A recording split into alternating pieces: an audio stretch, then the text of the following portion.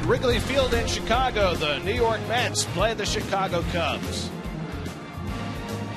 New York Mets baseball on SNY is brought to you by Bob's Discount Furniture. Quality, choice, and untouchable value every day. By StubHub, the official fan-to-fan ticket marketplace of the New York Mets. By Cadillac. And by Geico. 15 minutes could save you 15% or more on car insurance. Visit geico.com for a free rate quote. Well, it seemed almost sacrilegious the last few nights. Mets playing night baseball at Wrigley Field. Day games, that's what Wrigley's all about. They didn't even have lights until 1988. Well, the Mets are playing a day game today, hoping to get out of town in Chicago with a couple of smiles. And a pleasant good afternoon, everybody. Welcome to Wrigley Field. Gary Cohen, Rod Darling with you today as the Mets close out their four-game series against the Cubs. Chicago's won the first three, and most of it because of the lack of Mets offense. And that's been a recurring theme for this team over the last few weeks. Well, it really has. You look at the graphic, the bottom of the barrel in most of these offensive categories, especially since April 26th. They've been 6-10 since then. You hate to see it because they're wasting all this good starting pitching, but not able to score more than one run the last couple of nights. But what I don't like is that it's mostly singles.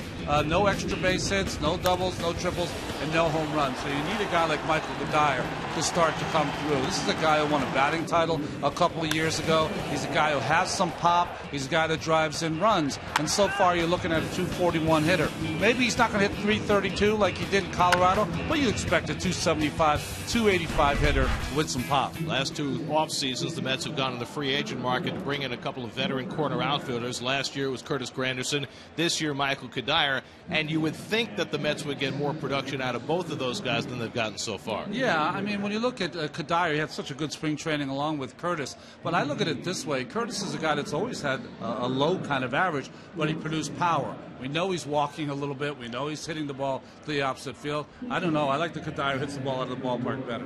Well, the Mets had their power pitchers on the mound the last three nights. Came up empty. They'll go with the lefty today. John Neese gets the start for the Mets. He has the fourth lowest ERA in the National League. Yeah, 1.95. John has been really good. 5 of his 6 starts, he's given up an earned run or less. Only Sonny Gray has a better record with 6 starts of an earned run or less. But John has been very, very consistent in his last 35, 40 starts. And on the other side, another lefty, Travis Wood, who has struggled for the Cubs. This is an athlete out there that might struggle sometimes with his record, but he's also a guy who can hit, he can field his position, run, but his record has not been great the last couple of years. So it's the lefties on the mound. Day game at Wrigley. Neese against Wood.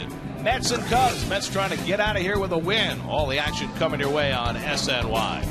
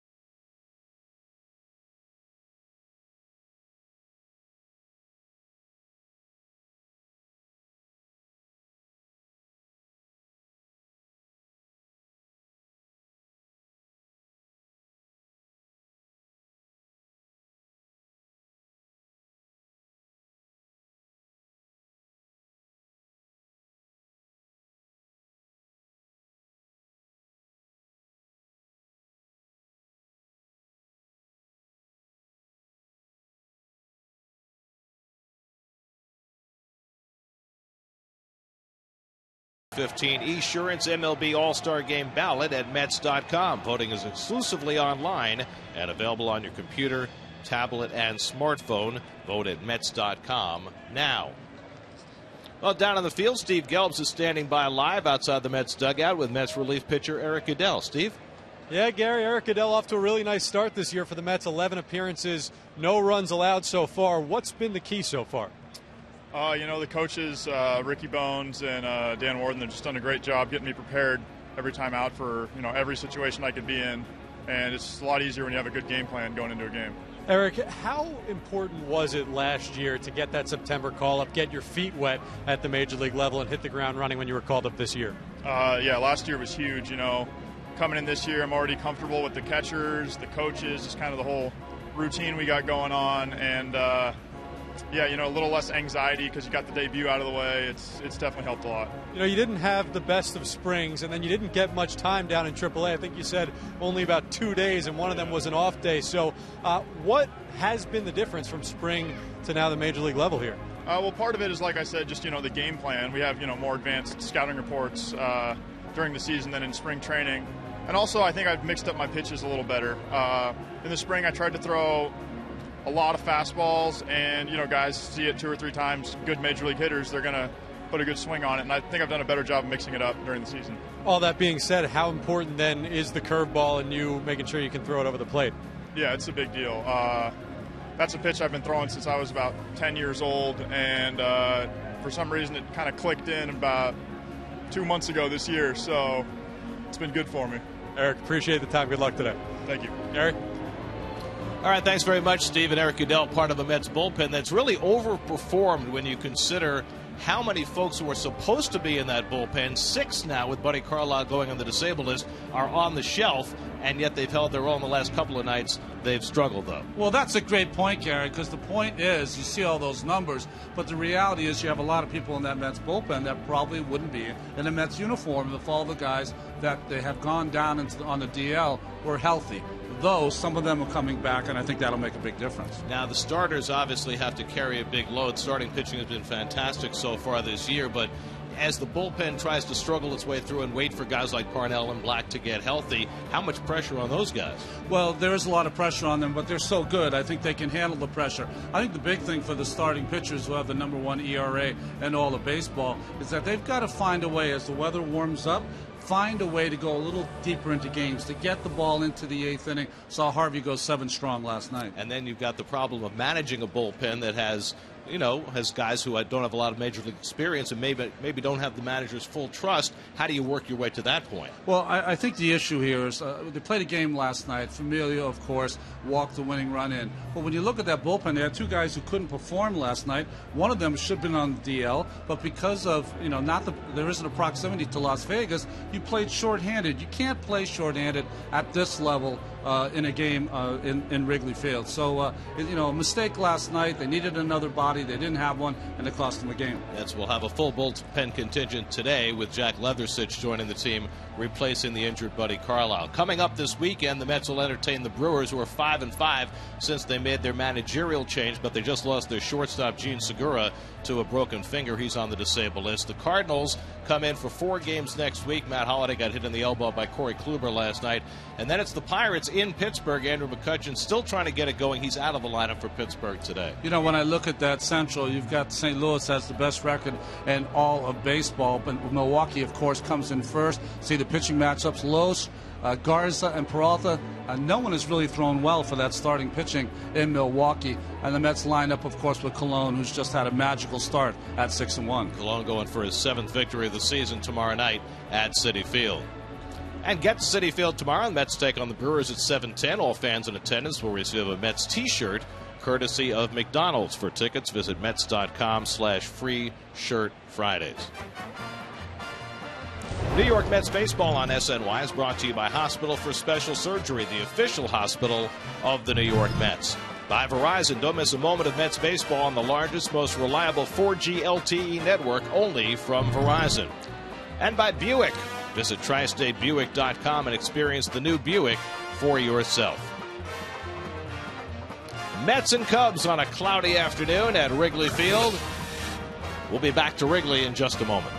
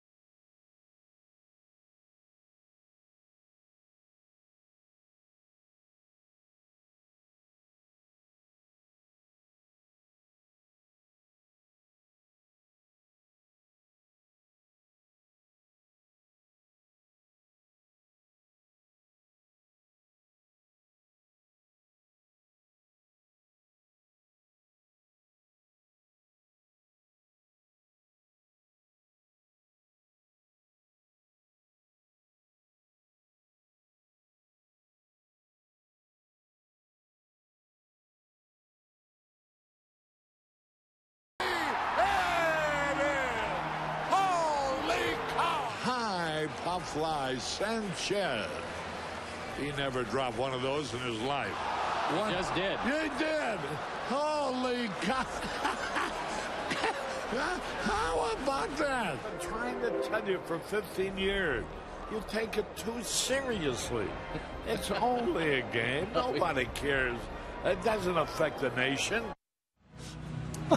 The late Harry Carey and his vocal stylings, such a big part of Cubs baseball for so many years here at Wrigley Field. And things are changing here at Wrigley.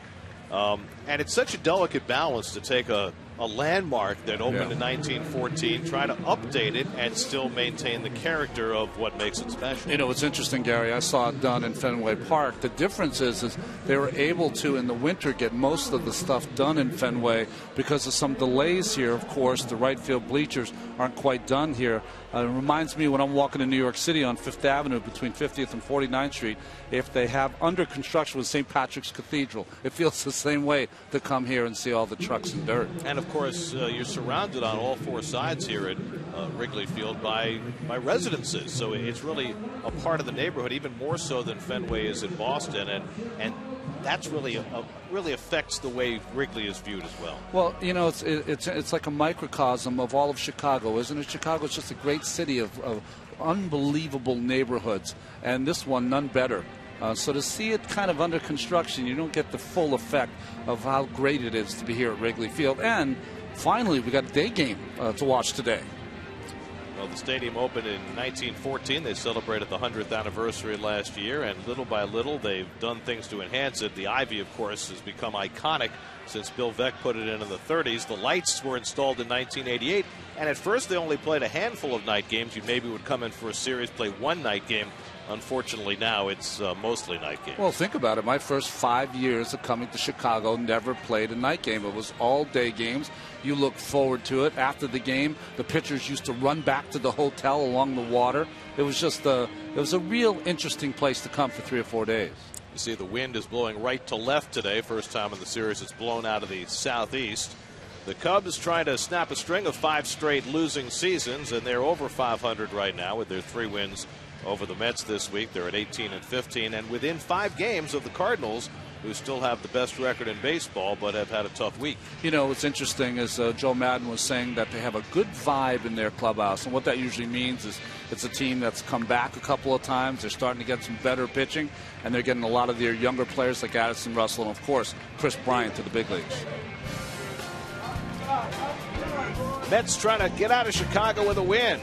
Keep that Mets flag on top in the National League East. First pitch is coming right up.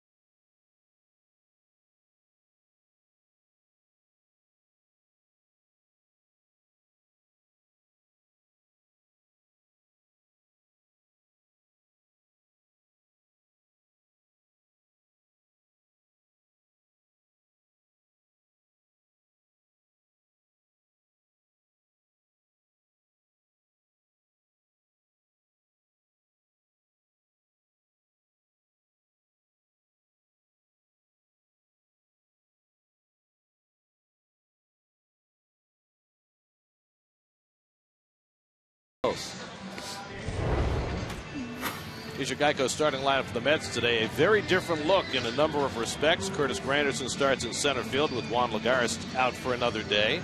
John Mayberry gets a start against the lefty. Ruben Tejada, first time in his professional career that he will play third base, as Daniel Murphy gets a rare day off. Well, Travis Wood gets the start. These are his Toyota numbers. Unlike the previous night's two starters, Hamill and Arrieta, who are now 17-5 at Wrigley, Travis Wood is 12-20 here at the friendly confines and 36-50 on his career. And a Coors Light defense between Wood, Matt Caesars in left field, Dexter Fowler and Jorge Soler in right field, Brian Castro, Russell, and Rizzo. Boy, they're going to be here for a while. And Wellington Castillo gets a start behind the plate. You got Travis Wood starting for the Cubs, John Neese starting for the Mets. It's only the 6th time in 34 games that the Cubs are facing a left-hand starter. Only the 8th time in 35 games the Mets are facing a lefty.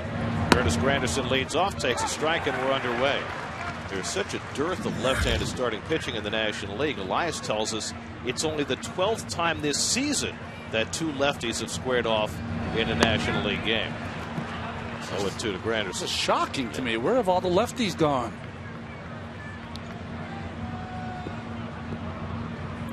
Granderson just 1 for 20 against left-hand pitching to start the season. And 0 for 7 in his career against Wood. Curtis, who played a lot of center field early in his career, getting a start in center field today. Dilson Herrera hitting second in the order. First time in his career he's done that. So a lot changing today. Outside 2-2. Of course, Lagares' absence has a lot to do with it. Terry Collins feels as though Lagares should be good to go tomorrow night at home against the Brewers, even if he's not 100%.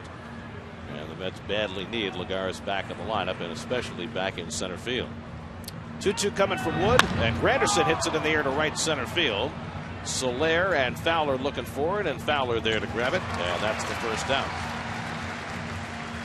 Well, with the offense going the way it has, you got to shake it up a little, and you've done it here this afternoon.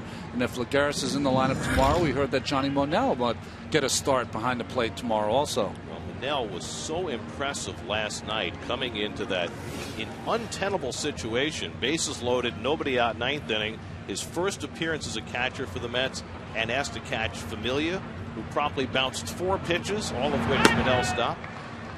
Dilson Herrera hitting second in the order. First time he's hit above 6th in his career. I mean, it was very impressive with the bases loaded. Monell has done nothing to make a good impression since he's been here.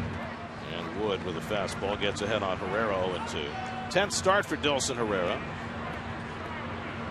7 for 29 to start his season after tearing it up at Vegas before his call-up. Wood has come out throwing strikes today, and he gets Herrera on 3 pitches for the second out.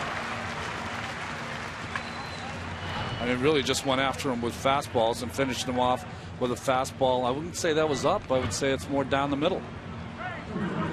So 2 out and nobody on. Now Lucas Duda, who has had a phenomenal start against left-handed pitching.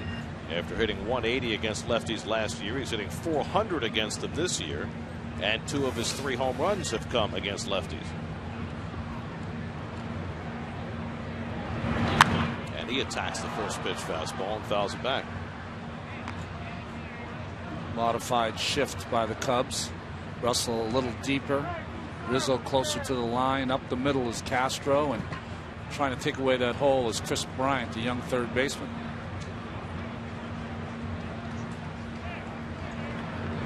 And the curveball from Wood misses inside, 1-1. Well, there you see the highest batting average for lefties against lefties, and the 2 first basemen of the game today are both in that top 4, presented by DraftKings. Play daily fantasy baseball for free on DraftKings.com. Enter promo code NYM for free entry. And Wood gets ahead on Duda, 1-2.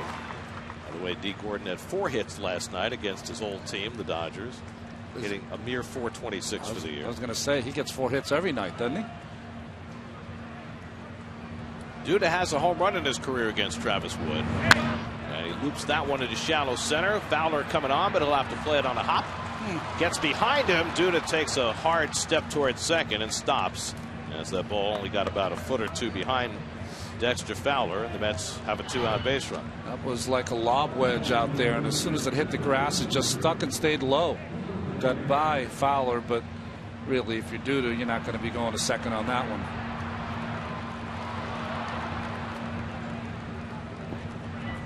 So Duda at first with 2 out, and now Michael Cuddyer.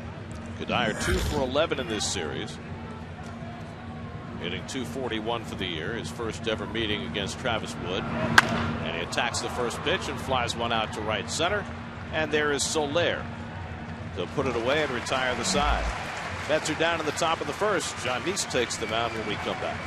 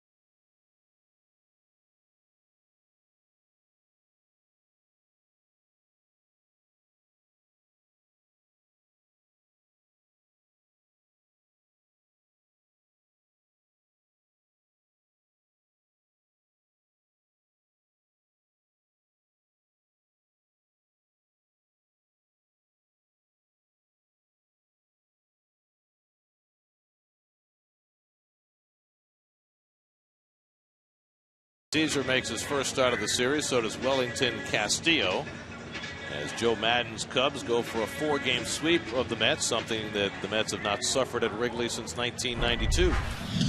Well, if you're in the infield, you got to get ready with Jonathan Neese pitching. Here's his Jeep numbers so far. Great ERA, but almost 2/3 of the ball that are put in play will be on the ground. Dexter Fowler leads off. Switch hitter bats right, and he takes the cutter low and in for ball 1. Fowler 2 for 10 in the series. Rizzo and Bryant to follow for the Cubs. And Neese misses high, 2-0. Fowler 250 right-handed, 264 left-handed. And he hits this one out to right, slicing away from Mayberry, but he gets there and runs it down. Good play there by Junior in right field. Here's the rest of the Lexus defense behind Jonathan Neese, Cuddyer and Granderson, his outfield mates. And then in the infield, Tejada, like Gary said, his first game at third base. Flores, Herrera, Duda, and Anthony Recker gets a start behind the plate. You said his only time in professional baseball. Yep. Yeah. Well, we saw him in spring training play some games at third base just to get him ready for this utility infield role. And as Terry Collins said today, if you can play shortstop, you can play third. Here's Anthony Rizzo, which led the immortal Chris Majkowski to roll out the dodgeball line. If you can dodge a wrench, you can dodge a ball. Love it. Rizzo hitting .333. It's a weak ground ball out to Herrera, and Dilson throws out Rizzo for the second out. You mentioned the ground balls for Neese. 64% ground ball rate this year, second in Major League Baseball behind the Astros' Dallas Keuchel. Well, he jams a lot of right-handed hitters with that cutter, and his changeup and his curveball are usually down. They usually hit on top of the baseball. That's why you end up with those ground balls. Well, here is the impressive rookie Chris Bryant. 2 homers and a triple already in this series. 5 for 10 in the first 3 games.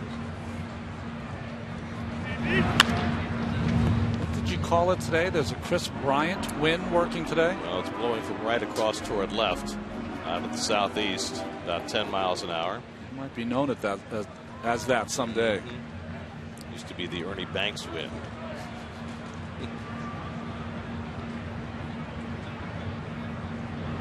Or the Sammy Sosa wind. Today's game changer brought to you by T-Mobile. Earned run average leaders in the National League, and Nice is in the top 4. What that doesn't show is the 6 unearned runs that Nice has had against his ledger. Here's the 0-2. The Mets have only had 9 unearned runs against them this year, and Nice has been on the mound for 6 of the 9. Well, they've made 9 errors behind him when he's been on the mound. Starlin Castro would be next. Nice ahead in the count on Bryant, 1-2. And he shoots one foul. Bryant just 23 years old, and he has made a very solid impression quickly.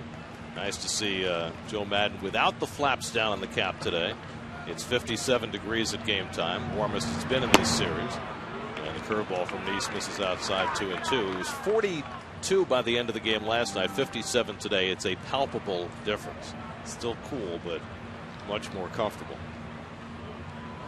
2 out and nobody on, and Bryant bounces one foul.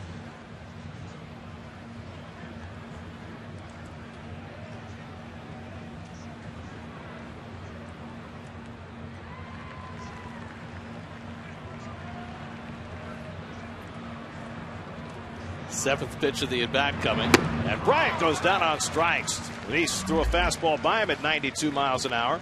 First strikeout for John, and he gets the side 1-2-3 in the first. No score after 1.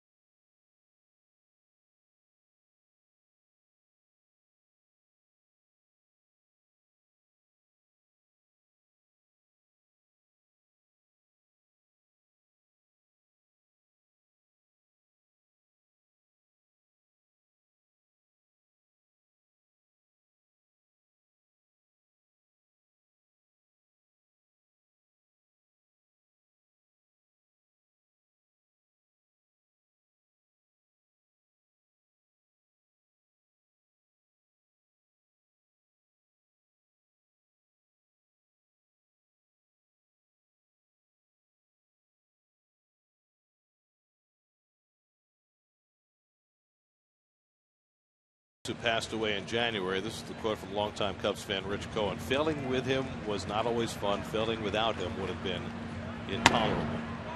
And for a franchise that has experienced great deals of failure over the last 107 years, Ernie Banks was a guy who made it fun for all Cub fans to come to the ballpark. John Mayberry leading off for the Mets in the second, and he takes it low, 2-0. Mayberry trying to get his season untracked. 3 for 29 to begin the year, 0 for his last 19. Wilmer Flores on deck, then Anthony Recker. Mayberry has started every game that the Mets have faced a lefty this year, and that's why he's here. But both he and Kirk Neuenhuis, who is the other side of that bench platoon, they have both struggled big time. 6 for 63 between them. Mayberry hits one in the air out to center field.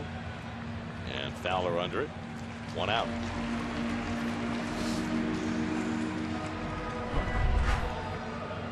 There's more on Ernie Banks. Back-to-back MVPs as a shortstop. Later in his career, moved to first base.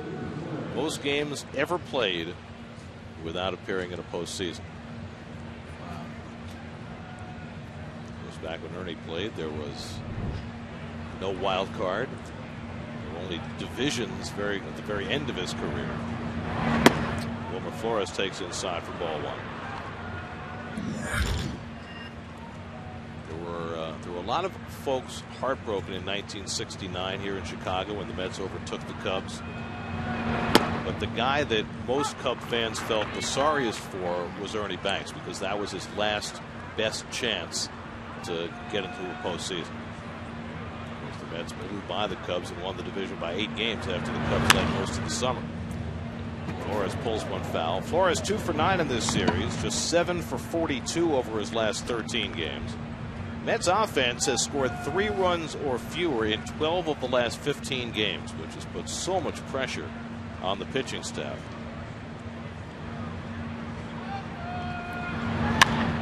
And Flores pops it up. Addison Russell out to call, and quickly there are 2 out.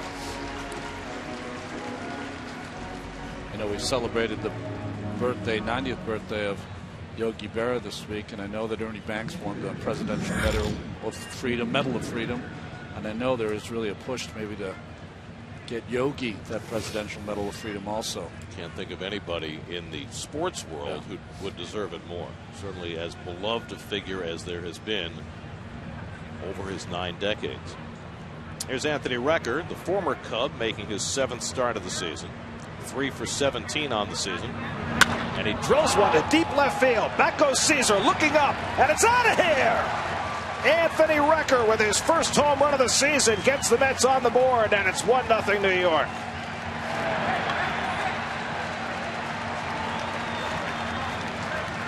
Well, he usually saves it for later in games, but Recker's home runs usually put the Mets ahead, and this one does as well. I mean, it's amazing how he can sit for days and days and come out and still put a good at bat together. And here catches a fastball in the middle of the plate and doesn't miss it. And more importantly, give the Mets a lead to start a game. Well, 13 home runs the last 2 years for Recker, his first of this season, and it's 1-0 New York. Now Ruben Tejada getting his initiation as a third baseman today. Ruben just happy to be playing somewhere in his role as a utility infielder. He's now made starts at second, short, and third. Hitting at .235. For Travis Wood, that's the 7th home run he's given up in 34 innings this year. Well, that's the big reason why he struggles here at Wrigley 12 and 20 is because he will give up a lot of home runs. Behind Tejada 2-0, and Ruben lays off. This is the only ballpark where Ruben Tejada has hit more than 1 home run. He hit one here in 2010. He hit one here last year. He does not have more than 1 home run at any other ballpark, including Citi Field. He takes a strike, 3-1. Just in case you're thinking of back-to-back. Oh, there you home go. runs. Mets have already hit back-to-back home runs once in this series. Duda and Flores did that on Monday night. Honestly, wasn't thinking about it. Maybe Ruben is, though. And there's ball 4, so Tejada will clear the pitcher's spot, and Neese will come up with a man on. First walk given up by Wood, who has really cut down on his walks this year. Now Neese, who has swung the bat very well this early season, 3 for 11 at the plate with a couple of runs driven in.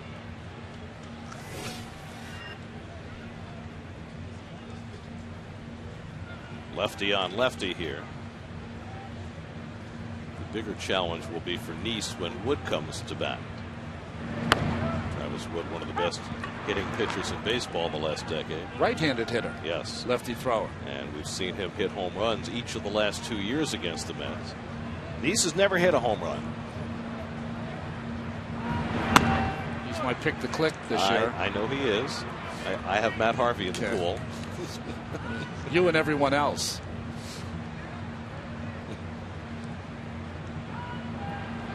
Jeremy Hefner, right? Last Met pitcher to homer. And before that, was it Santana? I think it was Santana. Was there somebody else in between there? There hasn't been a lot of home run hitting by the pitchers.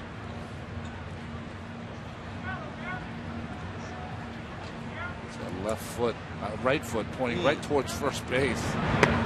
It's going to be a very difficult read for a left-hand hitter. No, absolutely. It's like it's coming out of your ear, the ball.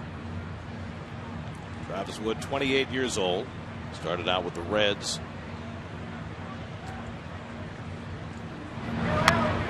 And he's doing a good job staying alive. Wood was a second-round draft pick by the Reds in 2005. Traded in the deal for Sean Marshall, the relief pitcher. And 2 years ago, Wood had a terrific year. He was an all-star with the Cubs. 3.11 ERA. Took a step back last year. And Neese, who has drawn more than his share of walks in his career, works the count full. He has 1 walk this season. So now Tejada will be running with 3 and 2 and 2 out. That was correct. Santana was the last before Hefner. Santana in 2010. Before that, John Maine in 2007. Those are the last 3. 3-2 coming, and he fouls back another. So think about that. Travis Wood has hit 6 home runs the last 2 years. The Mets pitching staff as a whole has 3 home runs the last 8 years. That's all right. They're paid to pitch. What was before Travis Wood, the good hitting pitcher for the Cubs, was Zambrano. Zambrano hit a ton of home runs. Big Carlos. Rizzo playing behind Tejada. He'll run again. It's been an ordeal for Wood trying to put Neese away. This will be the 8th pitch of the at bat. And it's low. Up in there. Called strike 3. Jordan Baker, who hesitated on a call at first base last night, does it behind the plate too. Second strikeout for Wood, but the Mets get the lead. Anthony Recker's first home run of the year. And the Mets lead 1-0 in the second.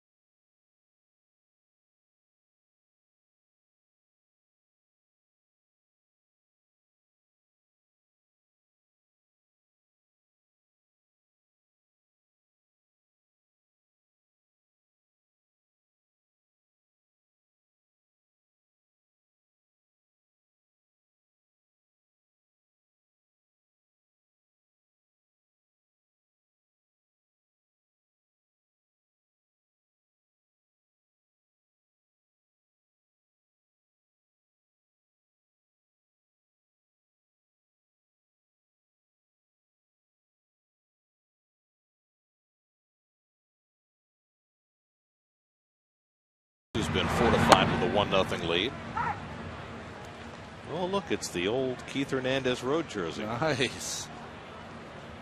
With the Rangers hat, with the cotton candy. With the blue V-neck. Curveball from Neese. 2-hopper for Tejada. His first chance at third base. Low throw. And Duda helps him out with the scoop. And Tejada has his first assist as a third baseman. Well, Terry Collins was talking about it. What he meant, if you play short, you can play third. is if you play shortstop in the major leagues, you've got to have great footwork. And Tejada had it there, but even better by Duda. But you could just see as he fielded that ground ball, he was so unsure about the angle to turn his body to make the accurate throw that he hesitated a little bit. Well, you know, he throws more over the top, so most third basemen like to throw a little bit from the side. Right. Here's Wellington Castillo getting his first start behind the plate in this series. See his feet. They shuffle.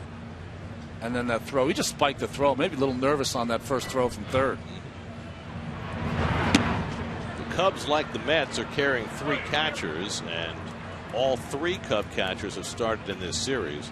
David Ross caught John Lester Monday night. Miguel Montero caught the last 2 nights, and now Castillo, who was the starter the last 2 years, getting the start today. This is only the 7th game he started. That's going to be a difficult transition. You know, it seems like Joe Maddon, though, is using him a lot off the bench as a pinch hitter, so at least he's playing a role. It's at 36 at bats this year, and Meese gets a strike, and it's 3-1. But I think it's the way it happened. You know, they signed Ross, so now, well, they signed Montero, trade for Montero, so he knows he lost the #1 job. And then Ross, of course, is the personal catcher. So you start to look at the games and go, wait, where do I fit in? And there was really no place. But speaking of the Mets 3 catchers, Johnny Manel, we mentioned, he's had some good pinch hit at bats, did that nice job in the 9th inning yesterday. He's going to get a start tomorrow night for the Mets against Kyle Loesch and the Brewers.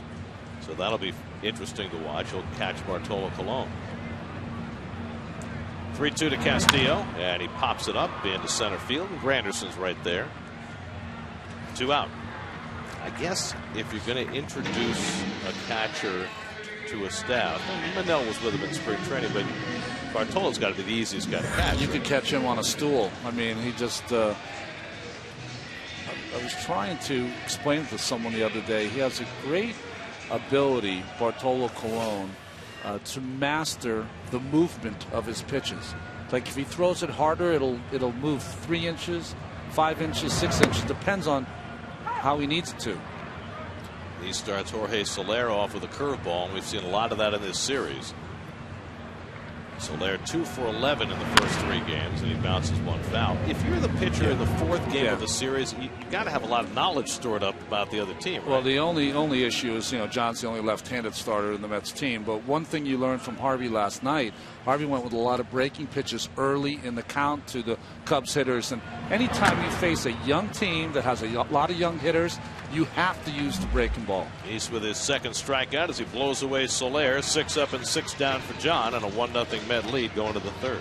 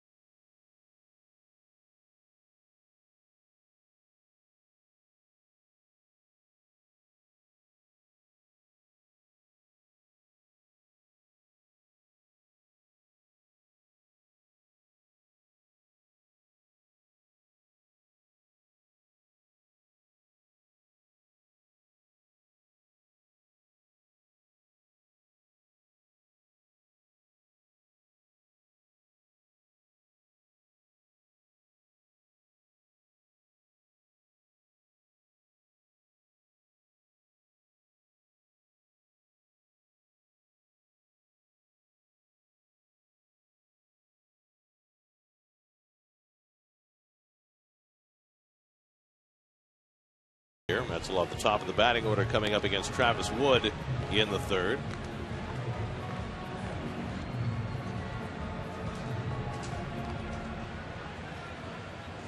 Get to Citi Field this Saturday when the Mets take on the Brewers at 7:10. The first 15,000 fans will receive a Mets fedora, courtesy of Sector Spider.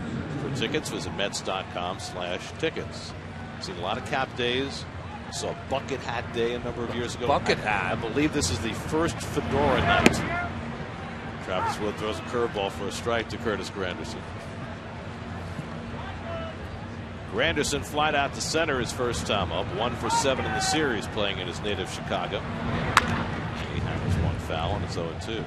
Every year when it turns cold in New York, after the postseason's done, I will go into a store and look at fedoras, look at hats, because it's getting cold. Maybe I just do not look good in a hat. I don't think he looks too good in a hat either, but it just doesn't work.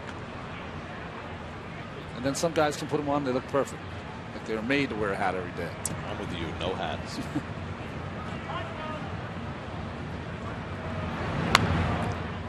For years, I felt as though I had to wear a hat in the sun because I have, no protection up on top of my head. Yeah. But then I found the beauty of sunscreen, Yeah. and then you don't need a hat. Exactly.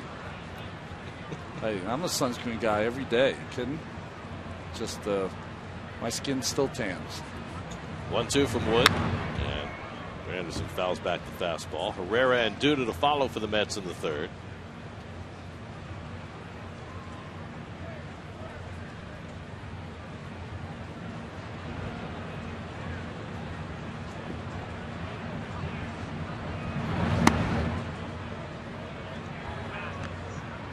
Two and two now to Granderson.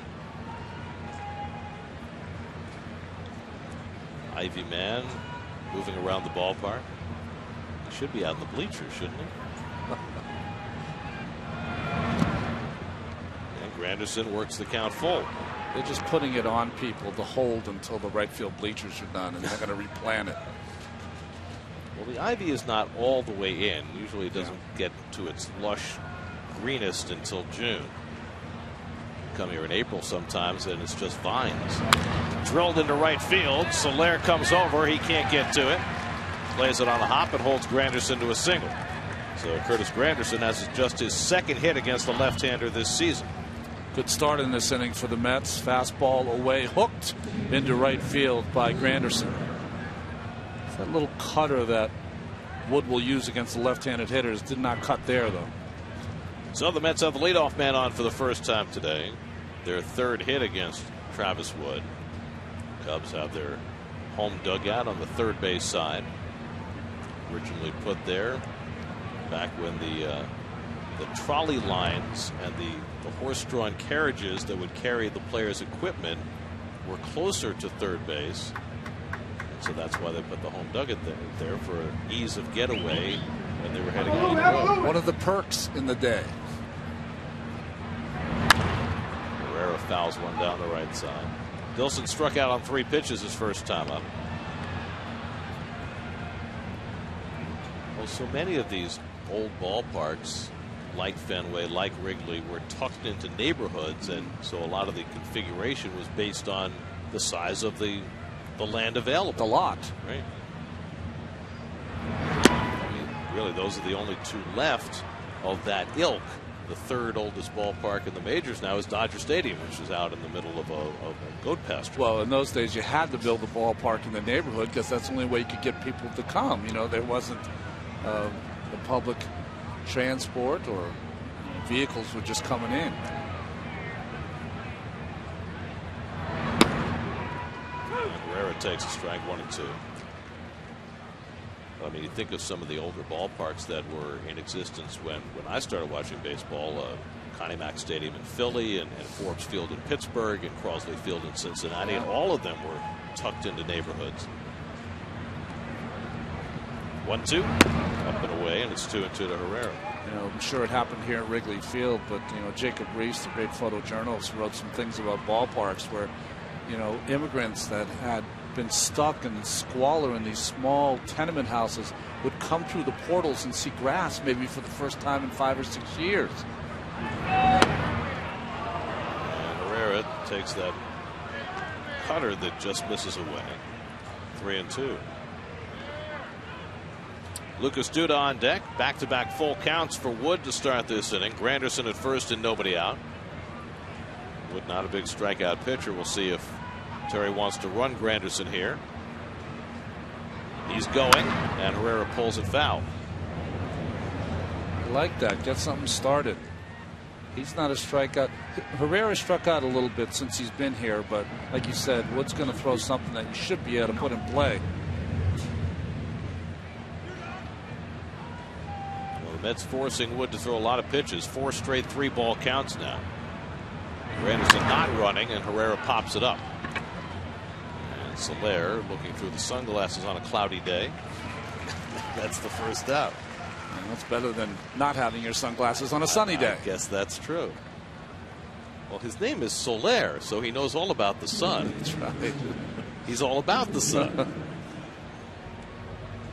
So here's Duda, who dumped a single into center field his first time up. Now hitting over 400 against left-handed pitching. Well, this Cubs team has on its coaching staff Henry Blanco, who we kiddingly always call Hank White.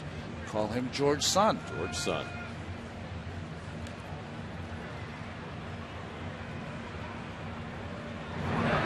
Duda takes a curveball for a strike.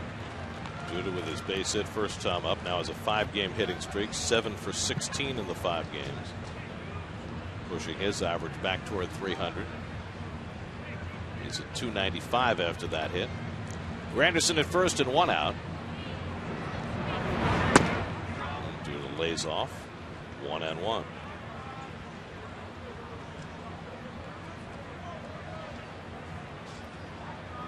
Mets as a team start the day 12th in the league in on-base percentage, 14th in slugging percentage out of the 15 National League teams. And the way they've pitched, they don't need much. They score 3 or 4 runs for this pitching staff, you're going to have a pretty good chance to win a game. But when you watched the game last night, you knew they had to win the game 1-0. That was their only option. They were able to scratch out a run for Matt Harvey in the 6th, and I think Matt knew, and we all knew, that after he threw 100 pitches in 7 innings, he wasn't coming out for the 8th. Had to rely on the bullpen, and the bullpen faltered. It's a good pitch by Wood, the cutter for a strike. 2-2. Well, you got to get used to it. Anytime he's going to be around 100 pitches, and you have the option of sending him out or keeping him in, he'll be kept in this year to save up innings for later in the year if you need him. 2-2. Fastball, strike 3 called. Duda caught looking. 3rd strikeout for Wood. 2 out of the inning. It's a strange pitch to take here by Lucas. Just a fastball away. Catches a lot of the plate. Must have been guessing for something else. You know, he'd seen those cutters, and maybe he thinks that's going to cut off the plate and stays true. So 2 out. Granderson still at first, and now Kadire, who flied out to right his first time up. You know, there was a lot of second guessing last night about the way Terry Collins handled that 8th and 9th inning. And I think part of it's out of a lack of recognition that the Mets are very short-handed in that bullpen and that he didn't have certain people available. But there was a call that he should have brought Familia in to start the bottom of the 9th, and you can't do that when you're on the road in a tie game. Well, this was his thinking. One, when you're in a tie game on the road, you save your closer until you have a lead. And that way he can close the game for you, do what he's supposed to do. I know why he made the decision later to bring in Familia, because he thought with bases loaded that was the only chance they had of getting out through that inning. And he did get the strikeout of Soler, but then the walk to Coughlin. The theory about not bringing in your closer in a tie game on the road is that even if he pitches 2 innings, it gives you only 1 chance to win the game with your closer in the game. And if you say, well, use him now and then use somebody else later, well, then what's the difference whether you use the other guy in the 9th or use him in the 10th? Well, what you said, they didn't have anybody else. That was the issue. Kadire flies out to end the inning. Mets leave a man on. 1-0 Mets in the 3rd.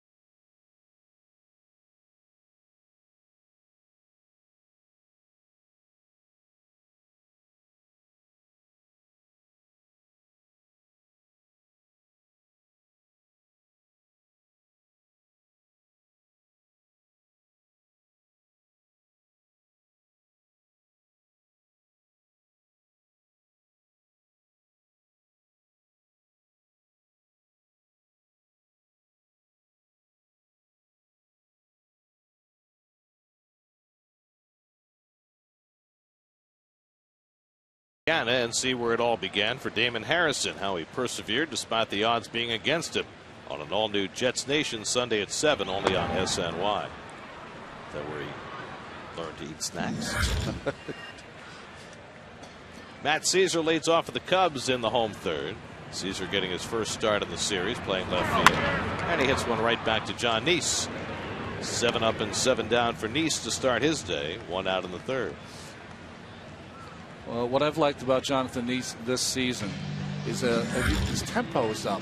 He's pitching quickly. I like how he's going after the hitters, not fooling around. And his last start, he used his curveball, I thought, a lot better. Well, here is Travis Wood. 9 career home runs, including 1 against the Mets last year and 1 the year before. And he takes a strike. Lifetime 185 hitter. Just 2 for 20 this year. And he golfs one out to center. Granderson standing his ground. And that's the second out. So Neese rolling right along as we retired the first 8. 3 ground balls, 3 fly balls so far. 2 strikeouts. Different. Here's Addison Russell, the number 9 hitter. Russell 4 for 11 in this series with a pair of doubles. So you know all about the Corey Kluber game last night. 18 strikeouts in 8 innings. Cardinals and Indians are playing again this afternoon in Cleveland. That's lined into center field. Granderson coming on, sliding, and he makes the catch. Nice play, Curtis Granderson, making like Juan Lagares. Beautiful sliding play by Curtis.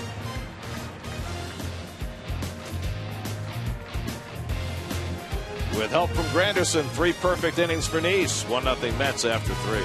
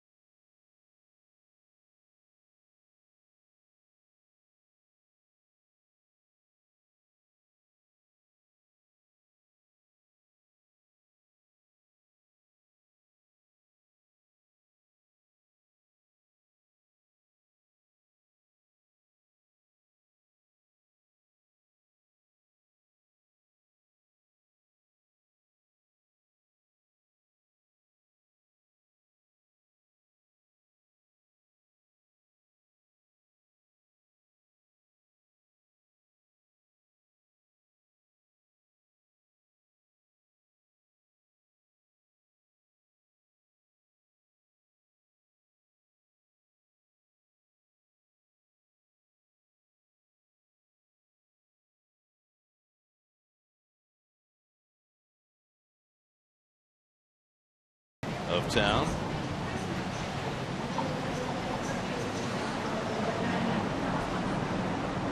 Beautiful architecture in this town.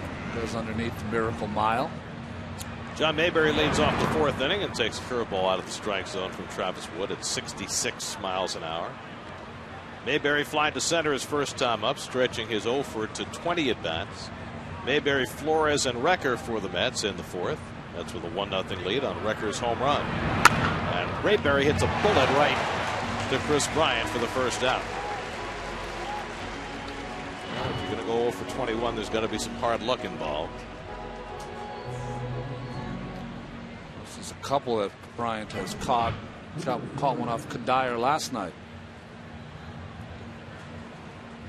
It's 0-1 out and nobody on now. Wilmer Flores, who popped up his first time up. I was talking about the Indians and Cardinals. So today Trevor Bauer takes the mound, 7 1/3, 10 strikeouts. So the Indian starters in that series, 15 1/3 innings, 28 strikeouts. Wow. But once the bullpen was in, Matt Carpenter hit a 2-run homer in the top of the 8th, and the Cardinals are up 2-1 in the 9th. He hit it off the former Cardinal Mark Zebchinski, the left-hander. Yeah. Carpenter has a habit of hitting lefties, including a guy named Kershaw. He hits everybody. But his success against Kershaw in the postseason is stunning. Nobody does that. No. Well, the Cardinals all seem to find a way to get it done against Kershaw. No one else does. Guess we'll see Carpenter and the Cardinals next week for 4 games at Citi Field. 1-2 to Flores, and he golfs one foul. We've made a little alteration to their lineup. Colton Wong is leading off now. Carpenter hitting in the second slot. They just put John Jay on the disabled list, so he'll be away from the Cardinals when they come to Citi Field, as Peter Borges will play center. 1-2 from Wood, and Flores lines one down the right field line, but foul. The guy down the right field line, he kind of wanted to catch it, and then when it got close, he realized if he did catch it, it was going to hurt a lot. Watch this attempt. Not really. If you have a glove, maybe. Yeah. Get your hand slammed into that brick wall. Flores skips out of the way of the breaking ball. 2-2.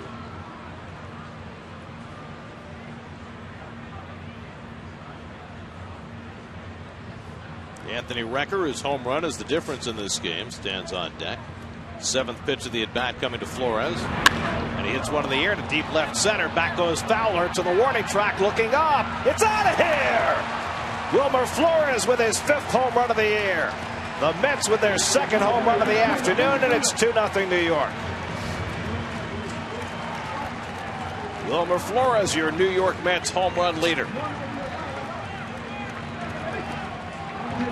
Well, we spent a good part of the opening talking about their inability to get any extra base hits, and now they've got 2 solo home runs in this ball game. Wilmer all over that one. You said it was a Chris Bryant win. Maybe it was a Wilmer Flores win. Wind blowing from right across toward left. So now Recker, who needed no help from the wind on his shot, his first time up.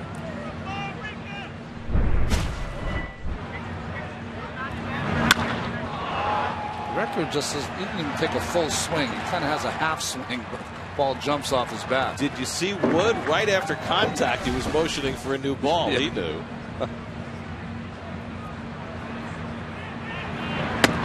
Sometimes you don't even motion. Sometimes you just put your glove up. As soon as you throw it, you hear it just makes a certain sound. You just put your glove up, and the umpire tries to hit it. Because you can't after a certain time. You got 3, 4, 5 years in the big leagues. Recker, it's another one deep to left. Back goes Caesar, looking up. It's out of here! Anthony Recker with his 2nd home run of the day. The Mets playing long ball at Wrigley, and it's 3-0 New York.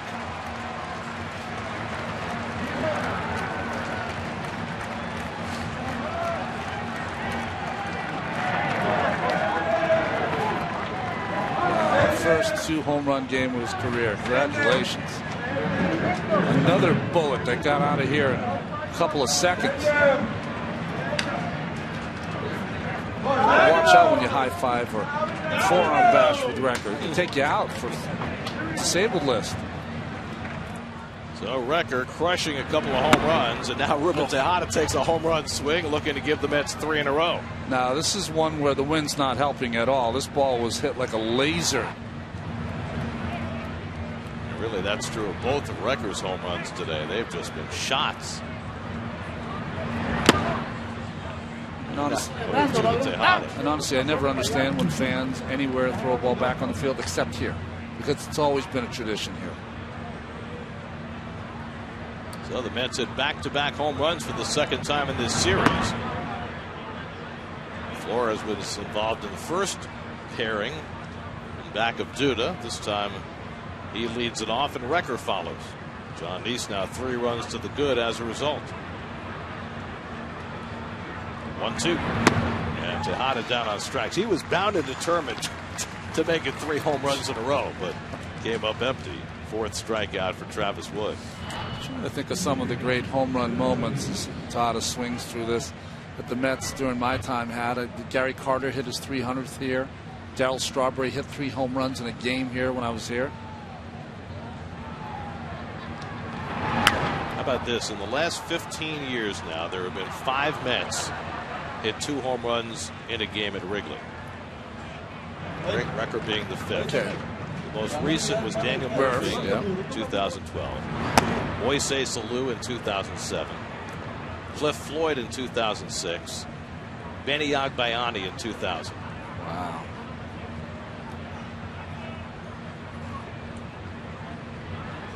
One and one to Neese, who struck out his first time up and fouls it away. One of the most impressive here was Crazy Crab Walt Terrell, threw a shutout and hit 2 two-run home runs in '83, I believe. The only Met ever to hit 2 home runs in a game. Only Met pitcher.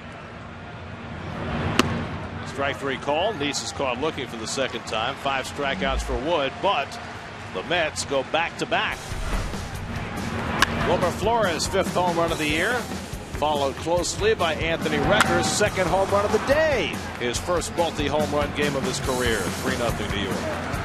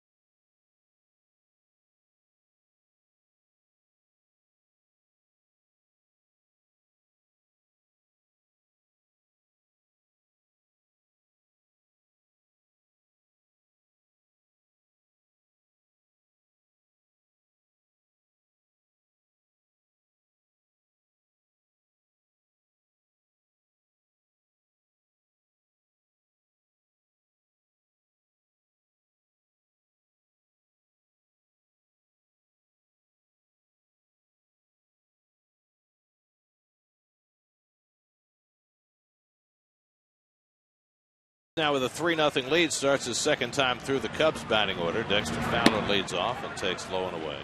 Fowler flied out his first time up. It's been 9 up and 9 down for Neese so far, while the Mets have been ratcheting up the power against Travis Wood. And Fowler takes a big swing and hits it long to left. Back toward the corner, Kadire, and that's out of here. The Cubs' first base runner of the game will circle him. Dexter Fowler's 3rd home run of the year. It's now 3-1 New York.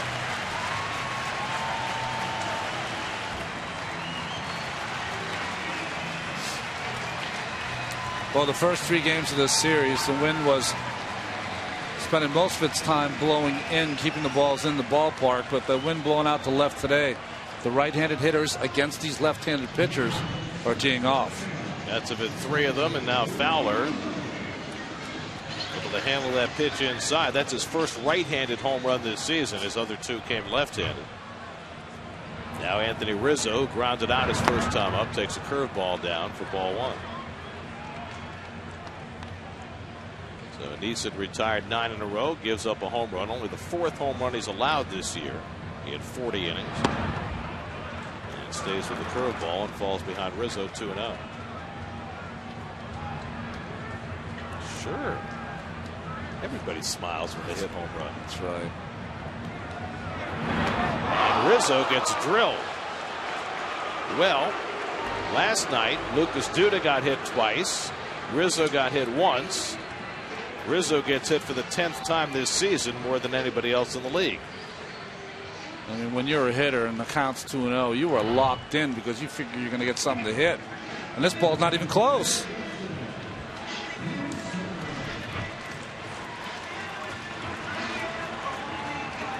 So now the tying run comes to bat with Chris Bryant, who struck out his first time up. This will be the first time Neese will pitch from the stretch this afternoon.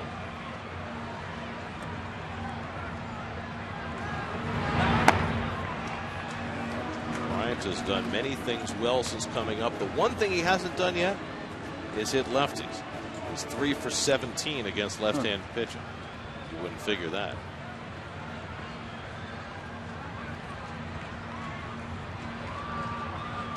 Rizzo, a good base runner at first. Bryant breaks his bat and pops one up. Long run for Herrera. And he comes to a stop on a dime and makes the catch. Boy, he really had to pull up in a hurry after running full speed. Well, no chance for Lucas, so he was on his own. And he picked it up once, then he ran to the line and picked it up again, and it had stopped in midair. So did he. Of course, that ball is working its way from the right field line over toward left field. That's the way the wind's blowing today. The higher it goes, the more it'll be influenced by the wind coming over the roof. So that's the first out of the inning. Bryant retired, and now Starlin Castro grounded out to third base his first time up.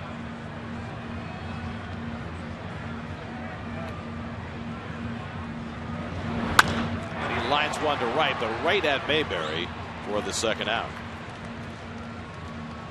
Castro retired. And Neese has 2 out of the inning.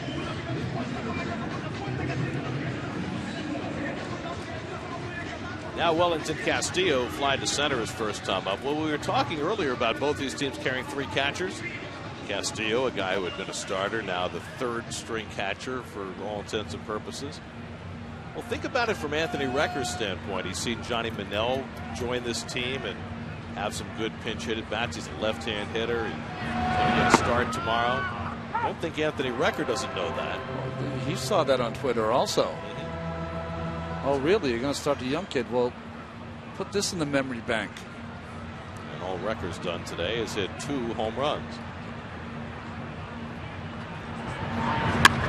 Hit sharply, but right at Flores. He'll go the short way and get the force to end the inning. Home run from Dexter Fowler gets the Cubs on the board. 3-1 Mets after 4.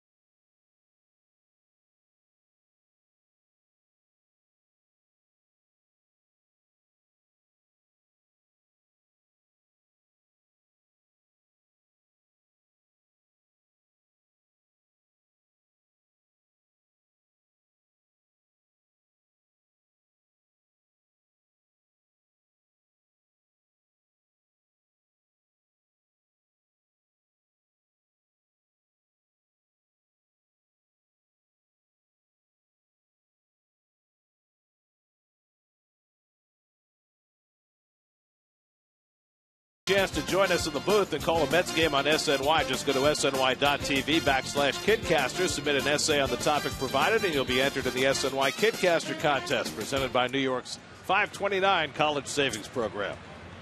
My favorite still is a young lady that came in, and her favorite player was David, and he hit a home run. I mean, that was always remember that. Here's Curtis Granderson leading off, third time around the batting order. Well, we've had a couple of Kidcasters get home runs. Didn't the other one get Jose Reyes? That's right. Hitting a home run? I think that was his favorite player. And it got him a job at SNY. It was Gabe, right? Gabe, that's right. Gabe in the entourage.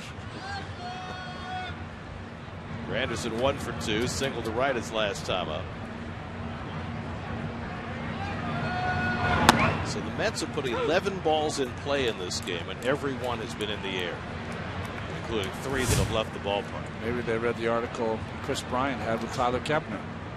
Said, I want to hit 4 balls in the air every day. Granderson held the swing in time, and it's 2-1.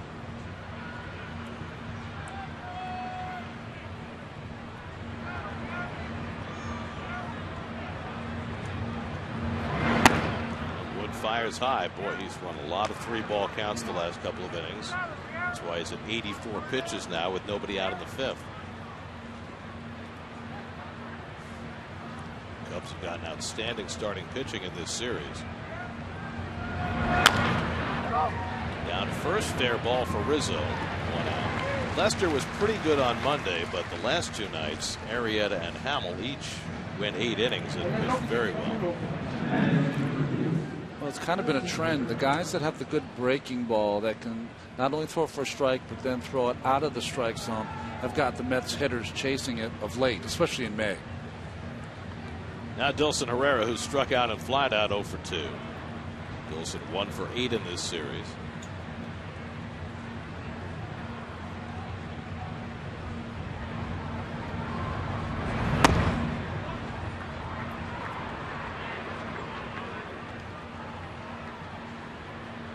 Mets have not been swept in a series this year. Trying to avoid that fate today. Bad enough being swept in a 3-game series. Being swept in a 4-game series is devastating. Let's be home for the next week with Milwaukee and St. Louis coming in. I remember being swept in a 4-game series here in 1984 against the Cubbies, and we were lurking around, thought we had a chance against the Cubs, who ended up losing in the National League Championship Series that year to San Diego. After they were up 2-0 in a 5-game series, and then the ball went through Leon Durham's legs and everything changed. Sutcliffe had a Cy Young year. They had a powerful veteran lineup. Bobby Denier, Jody Davis, Ron Say, Gary Matthews. Pulled over third. Nice play by Bryant. Can he make the throw in time? Safe. Herrera beats it out, but Bryant with a sparkling stop to save a double. Took him a while to get up here, but when he stood up, boy, he let it go. I didn't think there was any chance, and he made that play close. He's a big man, 6'5", had to get himself out of the dirt, and he almost got Herrera at first, and Joe Maddon's coming out, and he might challenge. I think that's Bosio. No. I saw Madden too at the top step of the dugout, and then they threw Bosio out there to talk to Wood. Yeah, they're going to get the bullpen going now, and Herrera clearly safe at first base, so no challenge by the Cubs. Second hit of the series for Dilson Herrera. He's aboard with 1 out.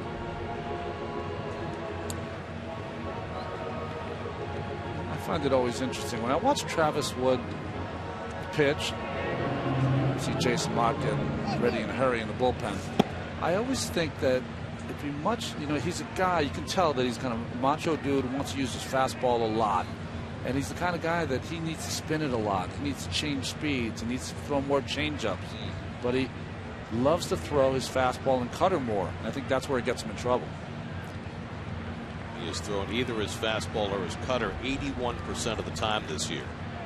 Here's Duda, 1 for 2, single to center and struck out. He Goes after the cutter and misses. 0-1. Final in Cleveland. Cardinals beat the Indians today 2-1. So St. Louis now 24-10 heading into the weekend.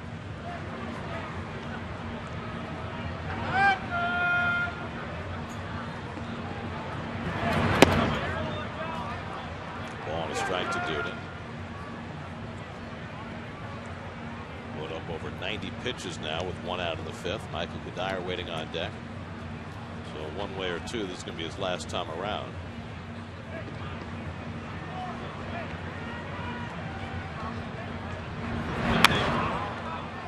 Wood has only gone over 100 pitches once this year. He threw just 84 in his last start in Milwaukee. Lasted just 4 innings in that outing, gave up 6 runs. Jason Mott, former Cardinals closer, now working on the other side of that rivalry. If you're Lucas Duda, with the wind blowing out the way it is, you don't have to try to pull the lefty Wood. Go with it to left center or left field.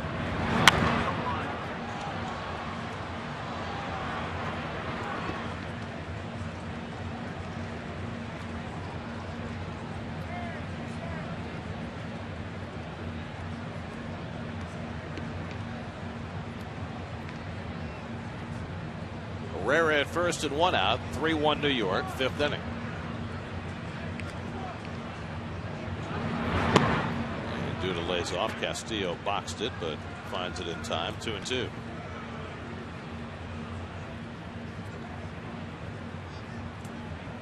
When you look at Lucas, he's got the high on base percentage. He's handled lefties extremely well.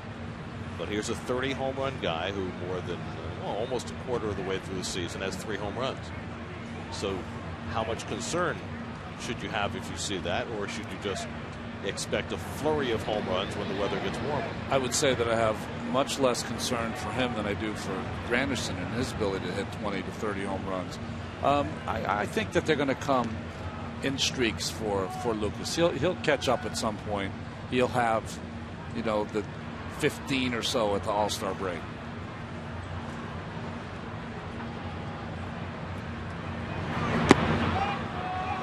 Another full count for Travis Wood. Lucas could also hit 22 and have a better year. Hit for a higher average, drive in more runs.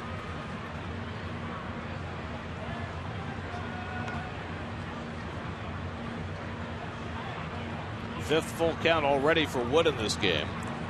Herrera at first and 1 out. See if he's in motion. He's not going, and it's drilled into left center. A base hit for Duda. Fowler cuts it off deep. Herrera to third. He'll be held up there. The throw comes to second. Duda slides in safely. Just got by the tag of Russell. A double for Duda.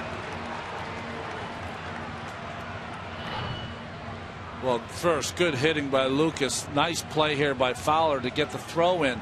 It's not on line, though, so Russell has to rush back to try to put the tag on. And I don't think he got it there in time before that left-footed Duda just barely gets in on the back of that bag. Good directional slide by Lucas. And that's going to be all for Travis Wood. Joe Madden heading out to the mound. He's going to make the pitching change, and Jason Mott is going to come in the game. So Duda with his second hit of the day as he drills a double to left center, his 11th double of the year. Mets up 3-1 and threatening in the 5th. Call to the bullpen brought to you by Verizon.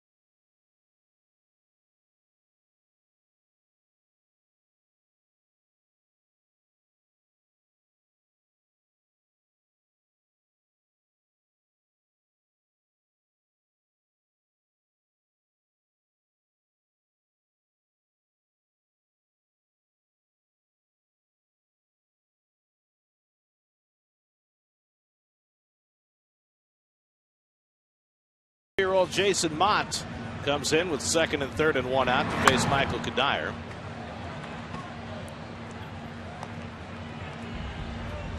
Cuddyer's up twice today. He's flied out to right field both times.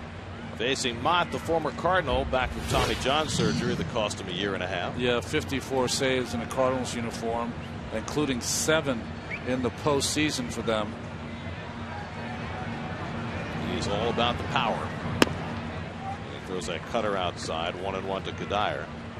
Infield in for the Cubs. They're already down 2 runs in the 5th inning. Herrera at third and Duda at second with 1 out. So an opportunity here for Cuddyer to cash a couple. Top before the game. Mets need more production from Michael Cuddyer. Well, he had an RBI ground out last night that produced the Mets' only run in a similar spot. You'd like a little bit more than that.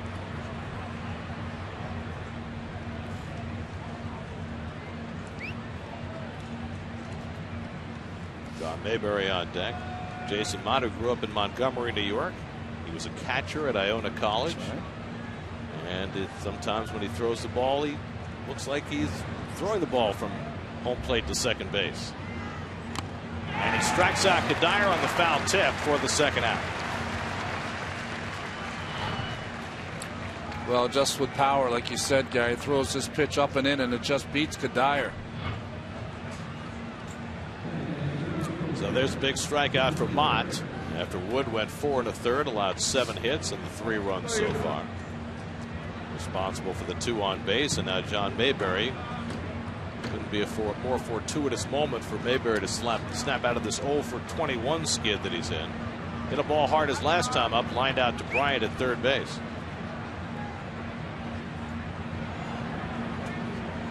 And Mayberry takes a fastball for a strike. 96 from Mott, who's back throwing as hard as he did before the Tommy John surgery.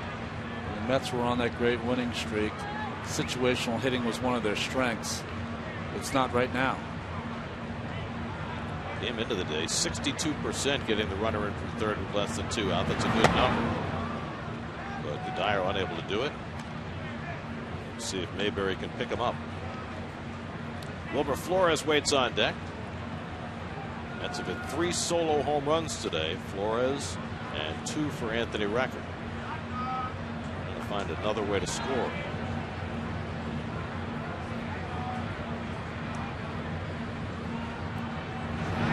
Mayberry hits it right back up the middle. Base hit. Herrera is in. Here comes Duda. John Mayberry snaps an 0 for 21 slump with a 2-run single. And the Mets have a 5-1 lead. Well, there haven't been many reasons for John Mayberry to smile, but there is one. A big 2-out hit. And just right back up the middle. Good hitting by Mayberry. Just take the single when it can drive in, too. Mets are up 4. All those runs charged to Travis Wood. His book is closed. 5 runs and 7 hits over 4 1/3 for Wood, who walked 1 and struck out 5 and allowed 3 home runs. One of those to Flores, who stands in now.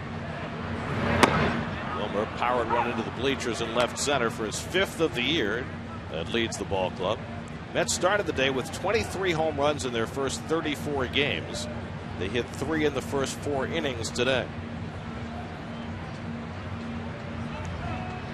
John Mayberry, that was his first hit against a right-hand pitcher this year. Hasn't had all that many chances. Most of his at-bats have come against lefties. But left in to face Jason Mott, and he comes through. Just his 2nd and 3rd runs batted into the season.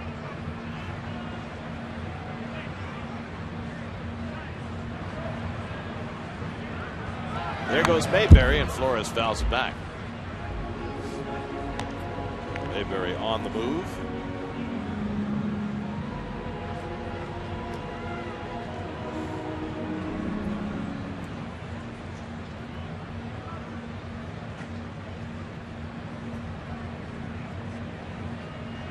Jason Mott's best year in 2012. He saved 42 games for the Cardinals, which led the National League.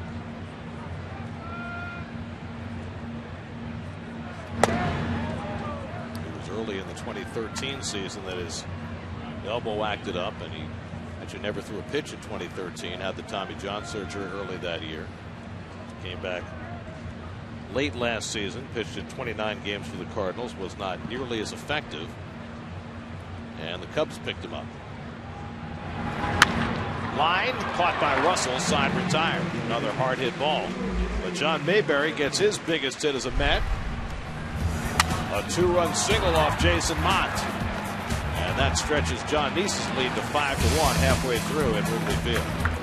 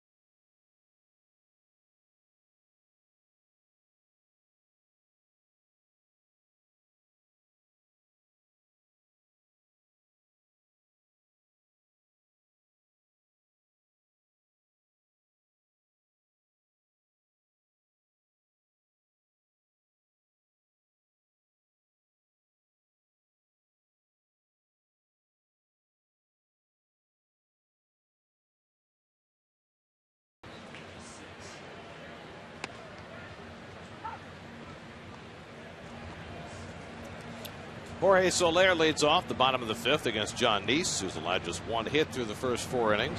Soler struck out his first time up. The changeup from John misses. 1-1. Matt Caesar on deck. Then the pitcher's spot for the Cubs. And so Joe Maddon's got his bullpen cranking again.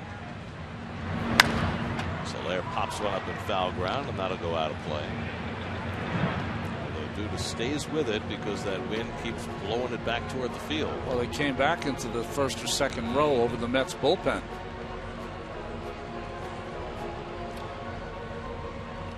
Well, Edwin Jackson is up in the Cubs bullpen. Former starter, high-priced pitcher, now mop-up man. Mighty fall sometimes, Ronnie. Yeah, I know it. All too well. Toward the hole, diving stop by Flores, gets to his feet, but can't throw out Soler. Nice play by Flores to get in that hole and smother that ball, but Soler has an infield hit. Well, he gets to it, gets to his feet, but by that time, Soler beat it out easily. Nice range, though, by Wilmer there. That was a hard hit ball toward the hole. I think he had a little problem with the exchange, so he never did get a lot on that throw.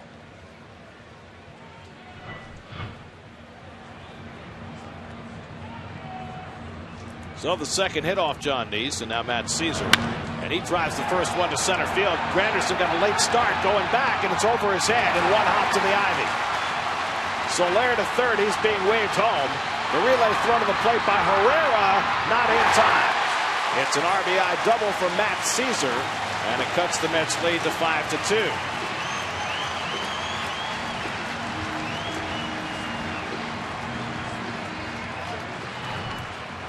Well, he was being waved around. I didn't think he was going to make it there for a second, but the ball stuck up against the ivy. Curtis got to it, hit the cutoff man, and Herrera's got a pretty strong arm. Made this play close. See, Soler did not read it as early as he thought. Stopped a couple of times, and by the time he got it going, I thought there might be a closer play at the plate, but he makes it. Well, Soler didn't read it well, but then again, neither did Granderson. And that's where you really missed Lagares, who gets such great reads on everything hit over his head. You get so spoiled by that. There aren't too many Juan Lagares out there. Now David Ross will be the pinch hitter, batting for the pitcher Mott. And Ross, first pitch swinging, drives one down the line, but foul. So they're getting very aggressive against John Neese, as really they have all afternoon. Neese got through 4 innings with just 38 pitches. But he's given up an infield hit and an RBI double here in the 5th to cut the Met lead to 3. Ross grounds one to Tejada. Makes the throw on the run. They get the out at first, and advancing to third is Caesar. Well, there was no way for Tejada to check the runner charging as he did, and Caesar has excellent speed, and he's able to take the extra base. Well, the only thing he could have done is maybe fake the first and got him in a rundown, but just take the easy out.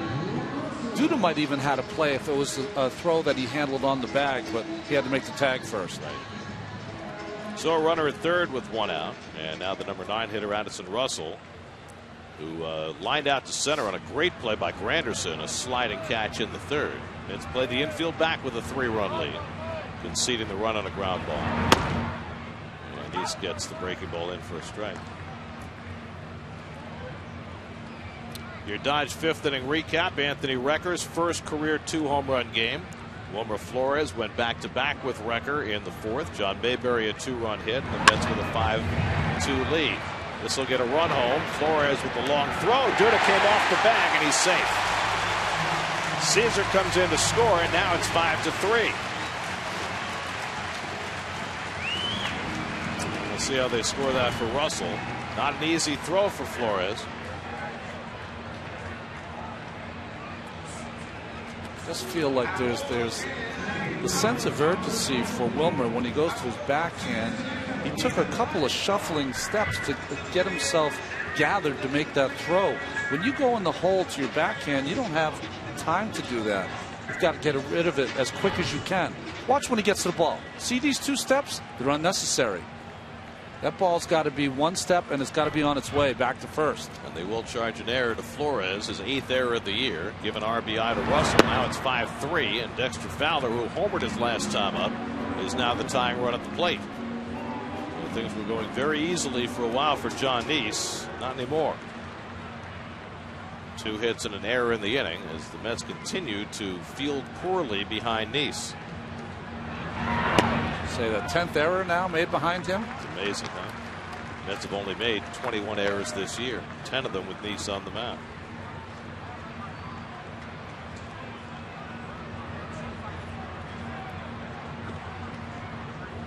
Russell at first with 1 out. And Fowler takes low and in.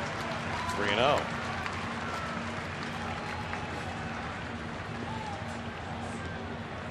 Dangerous hitters loom. Rizzo on deck, Bryant behind him. And Neese walks Fowler on 4 pitches. First walk of the day for John Neese, and they'll draw him a visit from Dan Worth, and the tying runs are now on base. Now this is where, as a pitching coach, you got to go out to your pitcher and say, hey, listen, we've made a couple of mistakes here, but you got to shake these off. We need a win. Got a couple of run lead. Let's go after these guys. Let's get a ground ball and get out of this inning. This was one of those times. It's not a smile and a wink. It's a like a kick.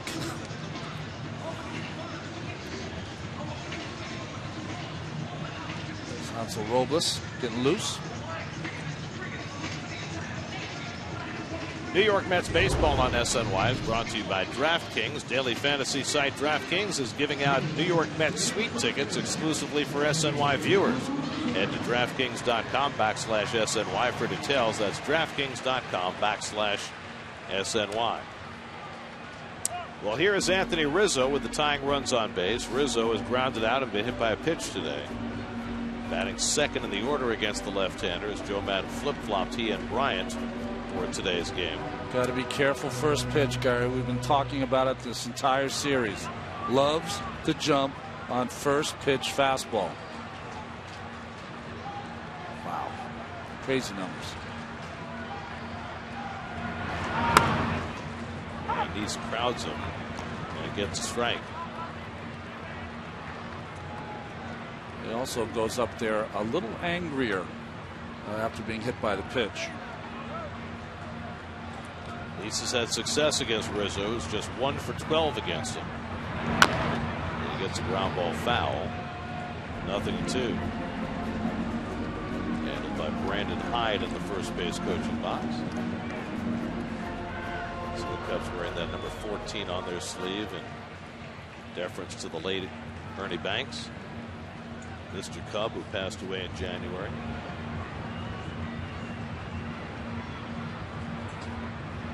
Now Nice ahead in the count, 0-2. And Rizzo lines one into center field, a base hit.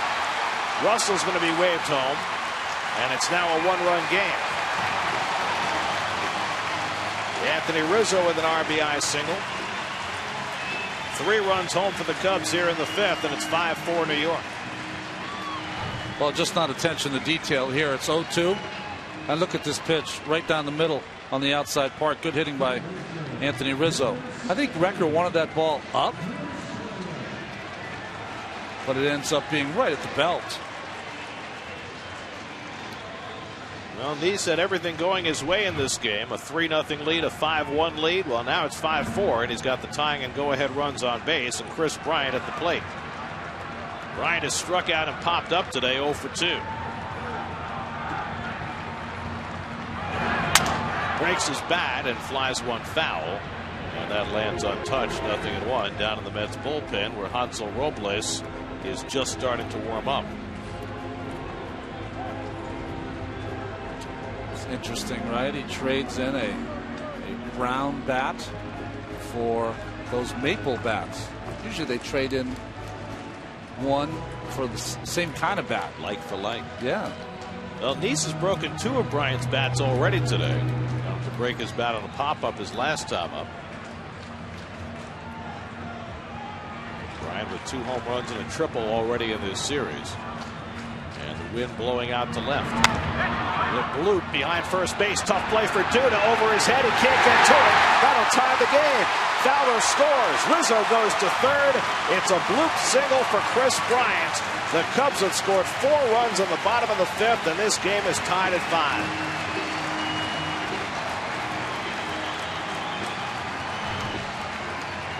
Oh, what can you do? Jams him, just dumps it into right field. Couldn't have thrown it there better than that. With the wind rushing out to left field, that keeps that ball fair, too. 4th RBI of the series for Bryant. Can't beat a little luck. So 4 runs are home in the inning on 4 hits, an error, and a walk. And now the go-ahead run at third. Still only 1 out, and Starlin Castro the batter. Castro hit a bullet his last time to right field. Well, up the middle, of course, got to be playing for double play. Herrera shaded up the middle. Castro 3 for 15 in this series. Rizzo the go-ahead run at third. Bryant at first. And Castro attacks that first pitch and fouls it off.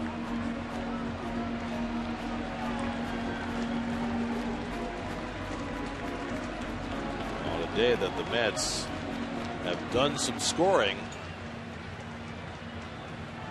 they've been loose with the lead.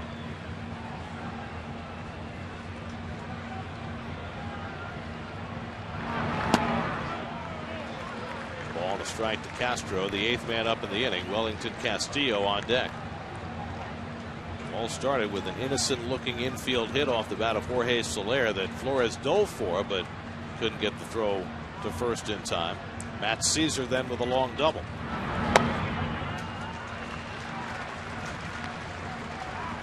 Addison Russell hit a ground ball, and Flores threw high for an error. Nice then walked Fowler on 4 pitches. Rizzo and Bryant each with RBI singles to tie the game at 5. 2-1 to Castro. And that's on the outside corner, and Castro does not like that call by Jordan Baker. 2-2. When I think of Castro, I think of a guy that he opens up and wants that ball middle of the plate in. pitch away is the pitch that he has more trouble with. Nice needs a ground ball. Throws the breaking ball at the feet of Castro, and it's 3-2. You got to set Bryant here, yes. right? Stay out of the double play. Well, everything's going your way too this inning.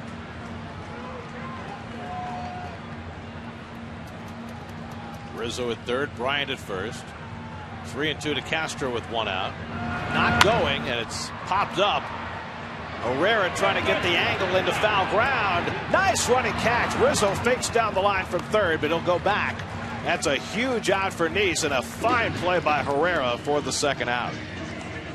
Two really good things that Herrera did. Remember, I said he was shading up the middle, so there was a long way for him to go. And he gets there, but the other thing that he does, as soon as he catches it, he gets rid of it. He knows the situation that there's a guy on third base. Stops any thought of coming home on that play. Heads up play by Dilson Herrera.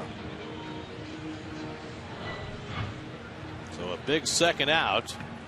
And now Wellington Castillo will come to bat with first and third and 2 out. Hard-working inning for John Nice. Castillo, the 9th man to bat in the inning. He's 0 for 2 today. And he takes a cutter inside. The record boxes around. Ball 1. Jorge Soler, who began this whole thing with an infield hit, is now on deck. Rizzo at third, Bryant at first, and 2 out.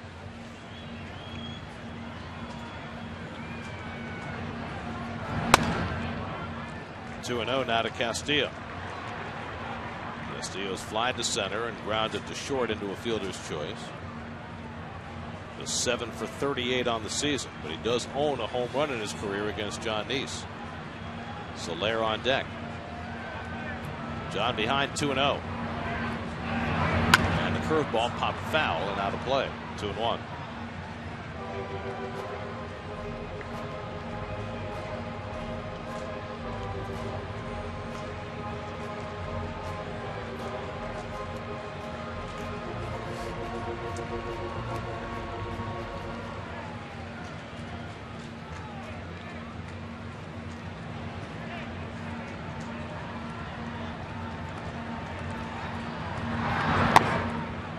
Misses badly, a changeup, and now it's 3-1. Nice has walked one batter today, and that was in this inning. He's also hit a batter. Hansel Robles has been warming up for a while, should be ready to go if needed in the Mets bullpen.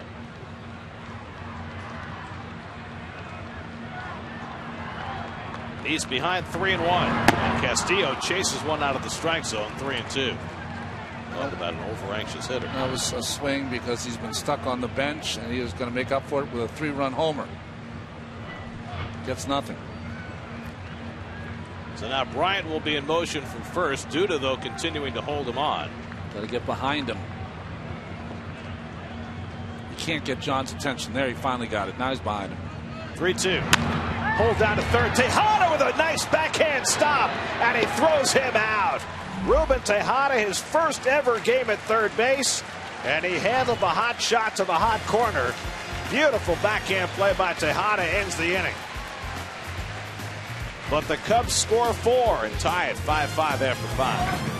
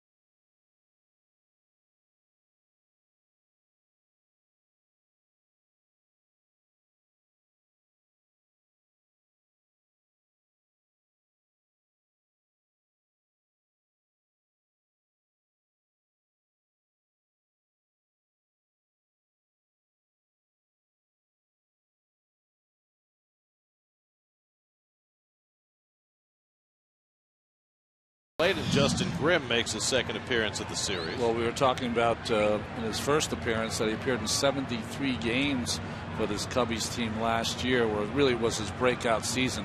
Good hard fastball over the top and curveball. Just recently back from the disabled list, he'll face Anthony Recker, who's already wrecked a couple today. His first career multiple home run game, and his first 2 home runs of the season. Grimm starts him off with a fastball, 0-1. Last catcher to hit 2 home runs in a game. Well, the last 3 times it was Rod Barajas, who seemed to hit all of his home runs as a Met in pairs. I mean, the last Met to hit 3 home runs here has got to be Strawberry in the 80s. Hit 3 here. Here. Yeah, here. I think Gary Carter also had a 3 home run game. Fouled away.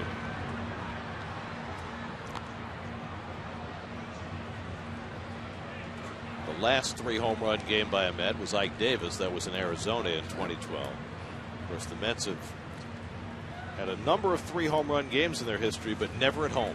Always on the road.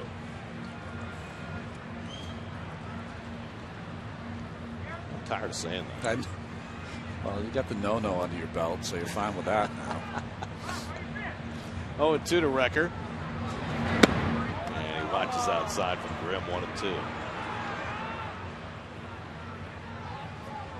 Justin Grimm on the disabled list until last week, just getting his season going. Well, Carter hit his in San Diego, so yeah. Strawberry was the only Met to hit 3 here. Jim Hickman in St. Louis, Kingman in L.A., Claudel Washington in L.A., Strawberry in Chicago, Carter in San Diego, Alfonso in Houston, Reyes in Philly, Beltran in Colorado, and Ike Davis in Arizona. Those are the 9 times a Met has hit 3 home runs in a game. And Recker chases one for strike 3. So Anthony is retired for the first time today. Tomorrow the Mets get home and they take on the Milwaukee Brewers with Bartolo Colon on the mound against Kyle Loesch. Our coverage begins tomorrow night at 6 o'clock right here on SNY. And for more on the floundering Brewers, let's check in with Steve Gelb. Steve? Gary, the floundering Brewers are playing a little bit better, actually, although it's hard to play much worse since the managerial switch to Craig Counsell. 5 wins in 10 games as opposed to 7 in the first 25 under Ron Renneke. Now, what's been the difference? You look at the numbers, the pitching, not better. It's actually been worse in the last 10 games. In terms of team batting average, pretty much the same, just 2 points higher, 229 as opposed to 227 under Renneke. But they're hitting more home runs, 16 in the last 10 games as opposed to 17 in the first 25. 51 runs scored in their last 10 games, 25 of them being driven in by the long ball. Well, they've had issues with some injuries to their biggest hitters. Carlos Gomez missed a few games. Ryan Braun is not good on track. Aramis Ramirez has been out the last week with a back injury. 1-2 to Tejada. And now Gene Segura, their shortstop, just went on the disabled list with a broken finger. But their biggest problem is their starting pitching. It was supposed to be one of their strengths. Willie Peralta had a strong year last year. He's got out of the block slow. Kyle Loesch has not been great. Matt Garza has struggled. Fires has been all right. But his ERA is over 5. Yeah. Their bullpen has been okay, K-Rod at the end. But Jonathan Broxton, their setup guy, has an ERA over 7. So that's a concern. And as a team, they're right near the bottom of the league in staff ERA. And of course, they're missing the guy who might be their best player, Jonathan Lucroy, who's been out most of the year with a broken toe.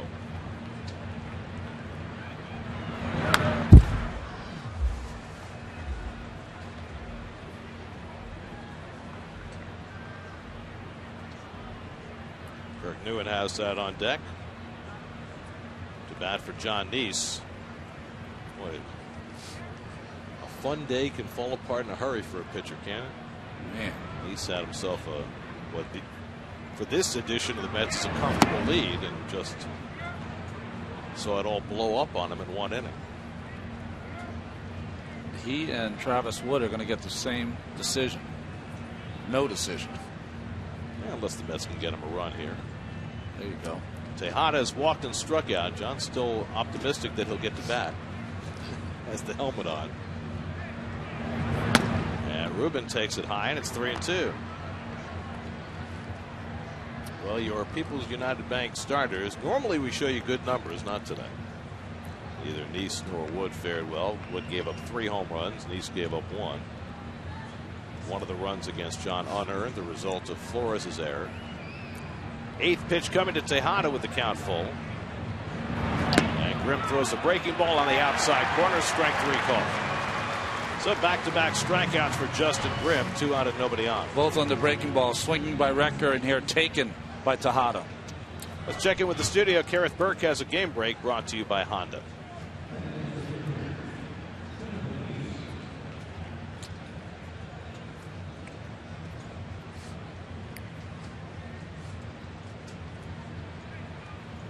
Aaron Harang just keeps rolling along. 8 innings, 5 hits, 6 strikeouts today. Well, Neese is going to stay in and bat for himself with the bases empty.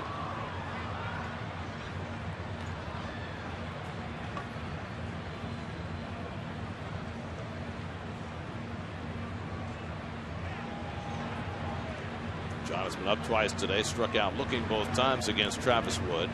Now facing Justin Grimm with 2 out and nobody on. He falls behind 0-2.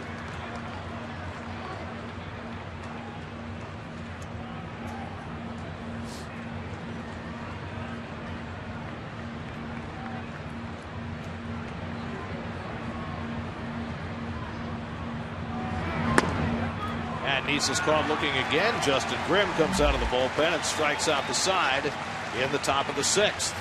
To the bottom of the 6th it goes, still tied at 5.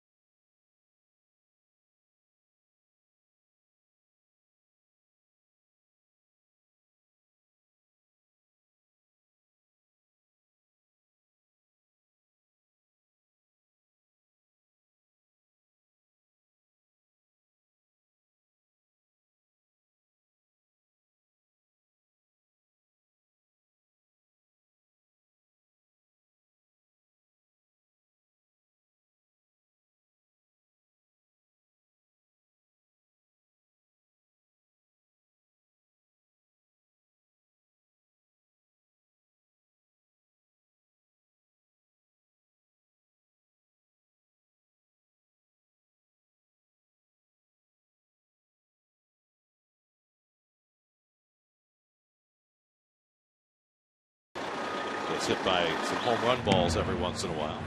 Jorge Soler leads off in the home 6th inning against John Neese, who's still out there plugging after giving up 4 runs to tie the game in the 5th. It was a 30-pitch inning for John, who had thrown just 38 pitches in the first 4 innings. Soler got that whole inning started with an infield single. I didn't even know there was a firehouse out there, but since they're doing all the renovation, the media entrance is out there in left field on Waveland Avenue, so you get dropped off there for the last 4 days.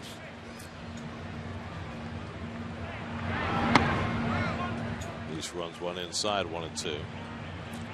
You know, when I played here, you tried to keep everything off Waveland Avenue. Mostly the baseballs.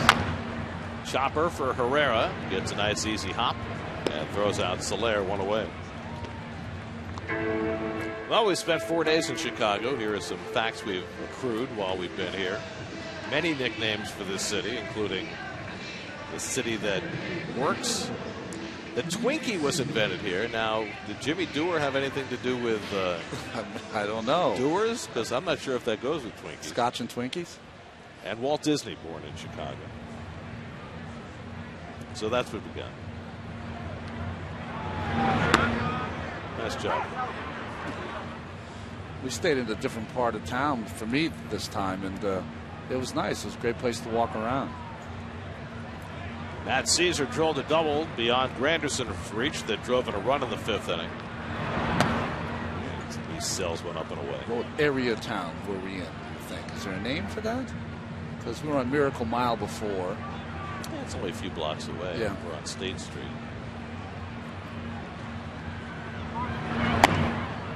Two and one. James Russell, next man up in the Cubs bullpen. After the starter Travis Wood went just 4 1/3. Matt may wind up using them all by the time this game's over. Meanwhile, Neese trying to get his way through the 6th inning. And Caesar, it's another one to center. Granderson again got a late start, but this time gets back to grab it for the 2nd out. It's difficult when you haven't played center field all year. That ball hit right at you, judging the distance, and Granderson has had a couple of ones that he's frozen on. Yeah, he looks tentative out there. Well, again, Lagares should be back in the lineup tomorrow night, and not a moment too soon. So 2 out and nobody on. Now David Ross bats for the 2nd time. Ross appeared as a pinch hitter in the 5th, grounded out to 3rd, and stayed in the game behind the plate.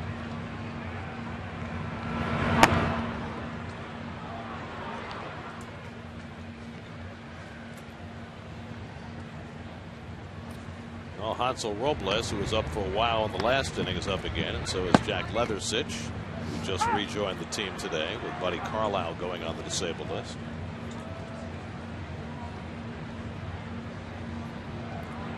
1-1 to Ross. I count 6 pitchers now who are supposed to be in the Mets bullpen who aren't. Right, starting with Josh Edgin, Henry Mejia, Jerry Blevins, Vic Black, Bobby Parnell, and now Buddy Carlisle. I mean, really, when you think about the way this bullpen was supposed to be composed, the only 2 guys who are in the bullpen now who were supposed to be were Familia and Carlos Torres. That's right.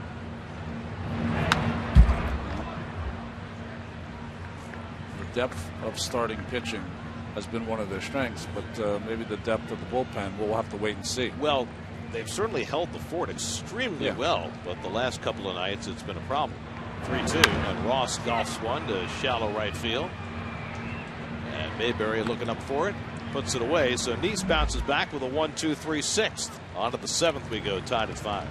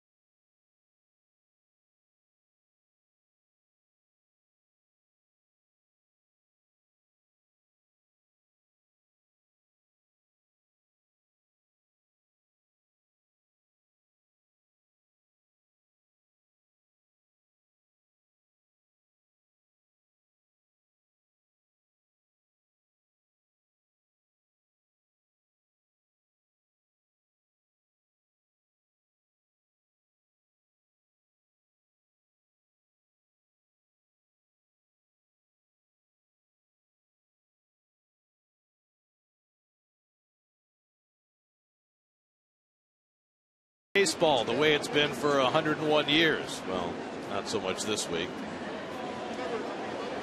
Well, now wait a second. They're getting a little aggressive there with that sweep talk. Well, they want that to happen. Okay. It is Chicago.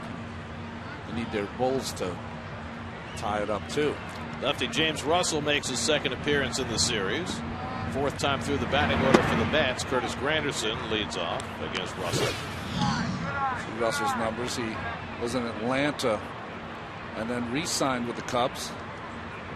Pretty good through 5 games so far. Half a dozen years with Chicago now for James Russell. And he gets a strike to Granderson 1-1. Herrera and Duda to follow for the Mets in the 7th. Mets had a 3-0 and a 5-1 lead. That's all a memory now. Pedro Strop up in the bullpen for the Cubs. Russell, the 4th pitcher of the day for Chicago, and he misses to Granderson 2-1. Travis Wood went 4 1/3, allowed 5 runs, 7 hits. Jason Mott 2/3 of an inning. Justin Grimm struck out the side in the 6th, and now Russell in the 7th. Meanwhile, John Neese has gone all the way, and the Mets bullpen is quiet. Granderson pounds 1 foul. Granderson 1 for 3 on the day, 2 for 9 in this series.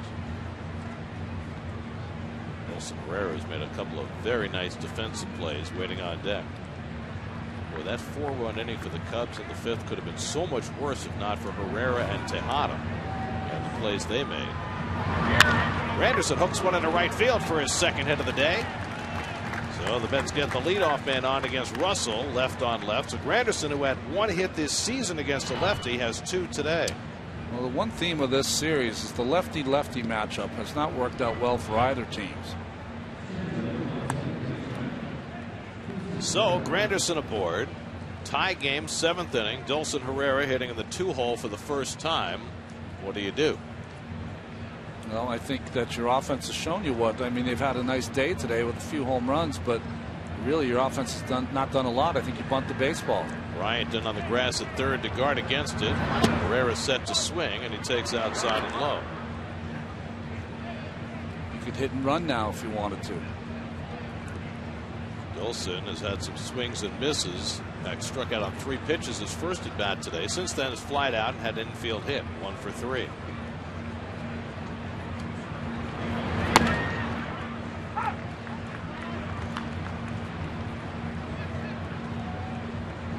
That shook up their lineup today. Herrera moved up to the 2-hole.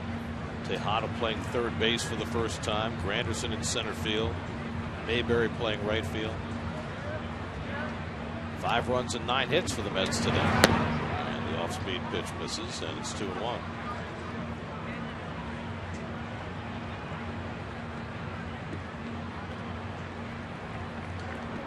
James Russell, whose dad pitched in the big leagues with great success.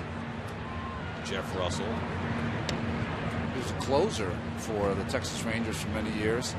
Came up as a starting pitcher, I believe, with Cincinnati.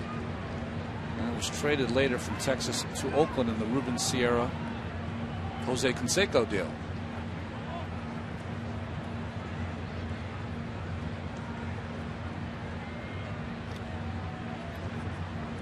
Two and 1 to Herrera with Duda on deck. And Dulcin swings over the changeup, 2-2.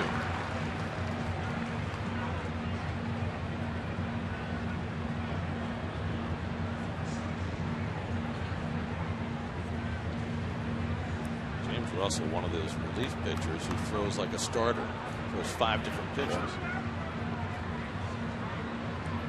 Ross sets up outside, and Herrera fouls it away.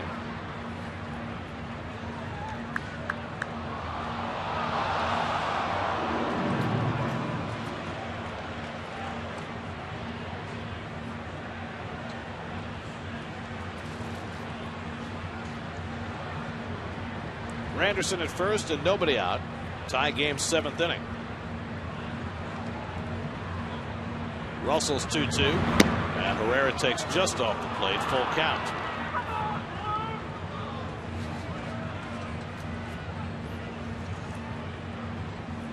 Just hear a "Come on, Blue." Come on, Blue. You haven't heard that in a long time, right? That's old time. See if Granderson runs here with 3-2 and nobody out. He's going. Herrera strikes out. Ross with the throw, and not a good one, and Granderson steals the base. Third stolen base of the year for Granderson as Herrera strikes out for the first out. Well, nice job by the Mets of being aggressive with Granderson. Change up on that 3-2 pitch. And you see Herrera, his body was brought over the middle of the plate, but I don't think that interfered too much with Ross, who just made a bad throw. So the Mets have the go-ahead run in scoring position with 1 out. And Lucas Duda at the plate. Duda 2 for 3 today. Both the hits against the left-handed starter Travis Wood. Now he gets to face another lefty. He blooped a single to center, and he drove a double to left center. Granderson at second and 1 out. And Duda lays off the breaking ball. Ball 1. Duda keeps showing you against lefties he's going up the middle or the other way. And that Cubs defense, Castro playing up the middle. Addison Russell deep on the line is Rizzo. The outfield very deep. Might have to adjust the book a little bit on Duda against lefties. I mean, when you watch him, what's the most important thing he's done to improve his performance against lefties? Well, I think Keith mentions it a lot. I think he's moved up on the plate, and I think he's keeping that front shoulder in. And he's done a good job of laying off the breaking pitches that are away. The pitches that against lefties last year he always swung at. I mean, that pitch right there is the pitch that he frequently would have a swing at last season. 2-1 to Lucas. Kadire on deck. This might be Russell's last batter with right-hand hitters coming up. And Strop ready in the bullpen.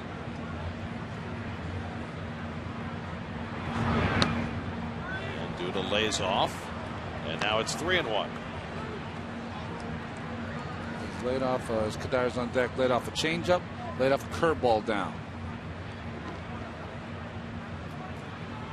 So now he's got a positive count against Russell. 3-1 coming.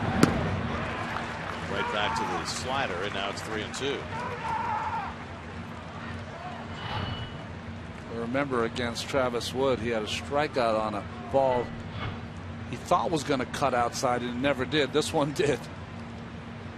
Russell struck out Duda in his first appearance in the series. 3-2. And it's on the inside corner, and Duda caught looking. That's as animated as Lucas is ever going to get with an umpire. Not happy with Jordan Baker's call. 2 out. From up here, it looked like a pretty good pitch. Let's see if it catches the inside corner. Oh, yeah, it kept it right down the middle. So with the right-hand hitter coming up, Joe Maddon's going to make a double switch.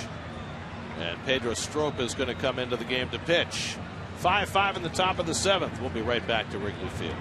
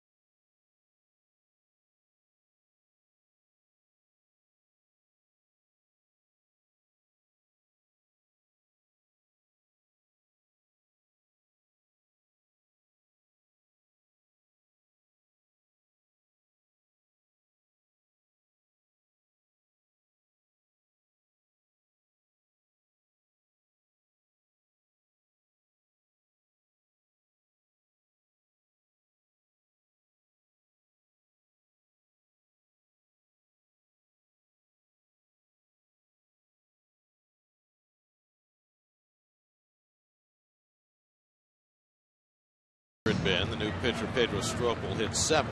Well, started his career in Texas, found his greatest success in Baltimore, had an off year, was traded here to the Cubs, and found success again last season with the Cubbies. Came in the same deal that brought the Cubs Jake Arrieta. Turned out to be a terrific deal for Chicago. He comes in to face Kadire with the go-ahead run at second and 2 out. And Michael flares one on the right side, caught by Russell. 1 pitch by Strop, and the Mets are done after a leadoff hit in the 7th. 7th inning stretch time, tied at 5.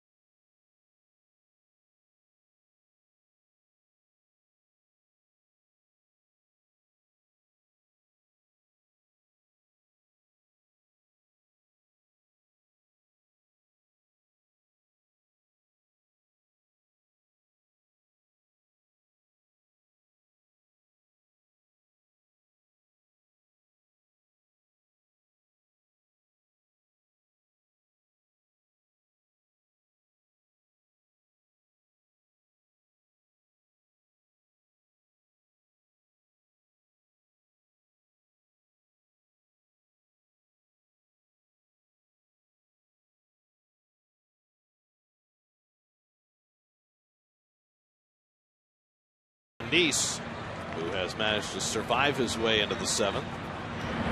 And Russell hits one right back off Nice, deflects out to Herrera, and they get the out. And now the concern is for Nice and where that ball hit him. I think it hit him right in the shoe, Gary. That's a good place. Yeah, hit him right in the back of the heel. Because he's almost backwards when he faces. See, kind of carried him off the back of his spike. Well, you know, John was a terrific soccer player as a kid, and they teach you this back heel. So his Ronaldo move for today? That's it. That's very nice. He gets the assist. 1-4-3 on a very hard hit ball by Russell. And that's the first out of the home 7th. Now Fowler pulls one just foul. Dexter Fowler opened the scoring for the Cubs after the Mets took a 3-0 lead. He socked his 3rd home run of the year into the left field corner. And then he was part of that 4-run 5th inning to a 4-pitch walk. The only walk Nice has given up today. So Fowler's 1 for 2. Thinking about a bunt. Almost ran into it. 1-1. Anthony Rizzo looms on deck, and behind him Chris Bryant. Mets were up 3-0 and 5-1, but the Cubs scored 4 times in the 5th to tie it.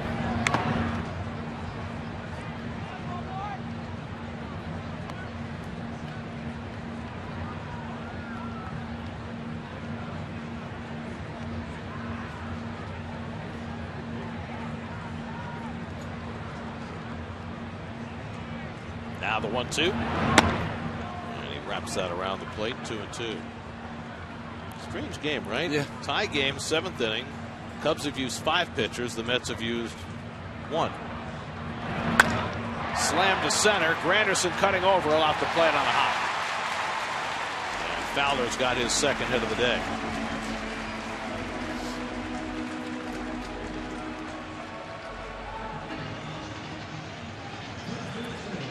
Cadillac around the majors. Aaron Harang got his 4th win. pretty good for a Phillies team that's only won 13, as the Phillies beat the Pirates 4-2. Cardinals beat the Indians on a 2-run homer by Matt Carpenter in the 8th inning. Everything else on a light schedule tonight. Tim Lincecum, who's been pitching brilliantly lately, goes up against Cincinnati. Against Johnny Cueto. That's a nice pitching matchup. So here's Rizzo with the go-ahead run at first. Rizzo singled to center to drive in a run his last time up. He's also been hit by a pitch, 1 for 2 on the day, 4 for 10 in the series. And Chris Bryant standing on deck. These could really use a double play. But that's socked down the right field line, hooking foul. Boy, he hits the ball as hard as anyone I've ever seen on the first pitch. You would be tempted to bounce the first pitch. Well, what you try to do is you try to give him his pitch, but in an area that he can't handle, so he'll swing at it but make an out, so you get a 1-pitch out. But so far I haven't found that place. And he gets hit again. He's upset with himself, but Rizzo hit for the second time today and the third time in the last 2 days. 11th time in the year. Certainly not a spot where Nice is trying to hit anybody. That's going to move the go-ahead run to second base. It's also going to end Nice's tenure in this game, as he got him right at the bottom of the second 4.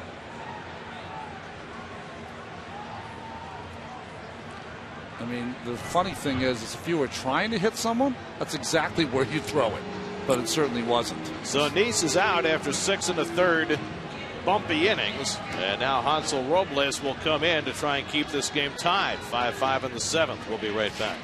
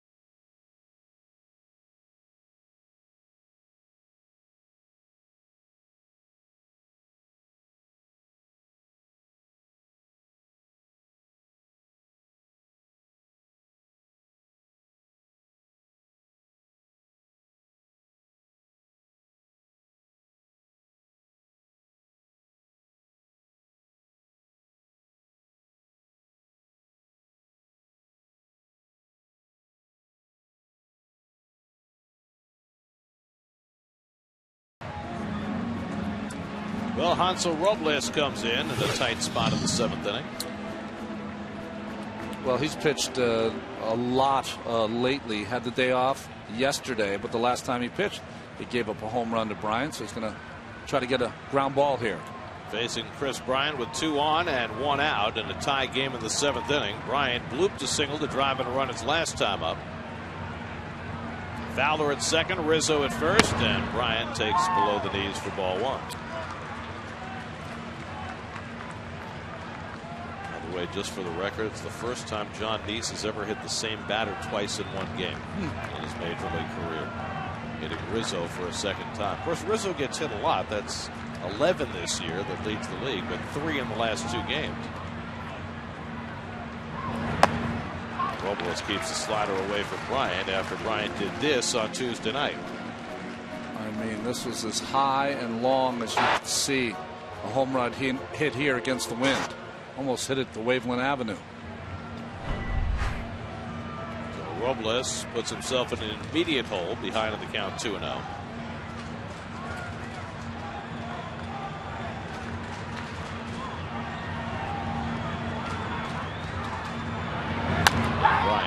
back the fastball. That's some serious bat speed, this young man. Bryant 1 for 3 today, 6 for 13 in the series with a triple, 2 homers, and 4 RBIs. So he has had a big hand in the Cubs' dominance so far in this series.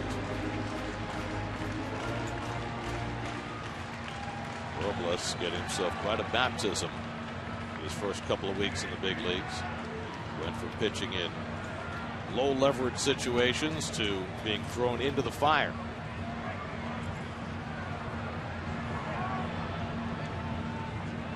Two 2-1 coming to Bryant, and it's up and away, and now it's 3-1.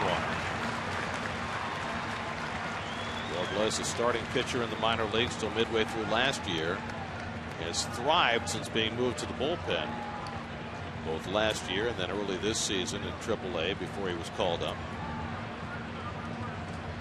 By necessity, Terry Collins giving more rope to less experienced relievers. 3-1. Bryant fouls it off, 3-2. Eric Goeddel has pitched very well in more and more high leverage situations. There's Jack Leathersich, who made 2 appearances for the Mets earlier this year and rejoined them today, with Buddy Carlisle going on the DL with a bad back.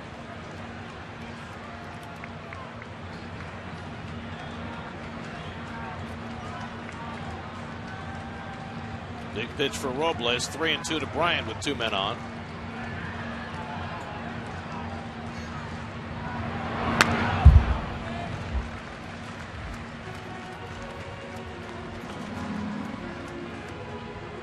Young Bryant doesn't seem to be fooled so far in this at bat. Fowler had a base hit. Rizzo was hit by a pitch. Cubs were once down by 4 runs in this game. Now they've got the go-ahead run in scoring position with 1 out. Starlin Castro waiting on deck. This will be the 7th pitch from Robles to Bryant. In the air to right field. Mayberry has room. Tagging at second is Fowler. Mayberry's got it. Fowler will move over to third. Well, there is a big second out.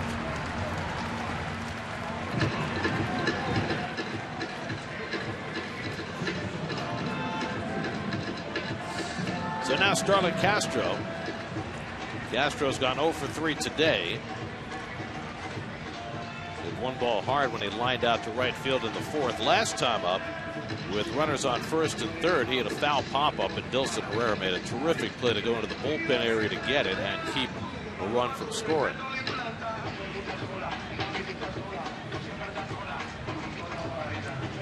Robles faced Castro on Tuesday night and got him to ground out to short. Fowler at third, Rizzo at first with 2 out. John Neese went 6 1/3, gave up 6 hits, a walk, hit 2 batters, 2 strikeouts, 1 home run. And his fate hangs in the balance here. Catholic goes off the glove of Recker, and that'll bring in the go-ahead run. Recker unable to catch the slider from Robles, and it's 6-5 Chicago.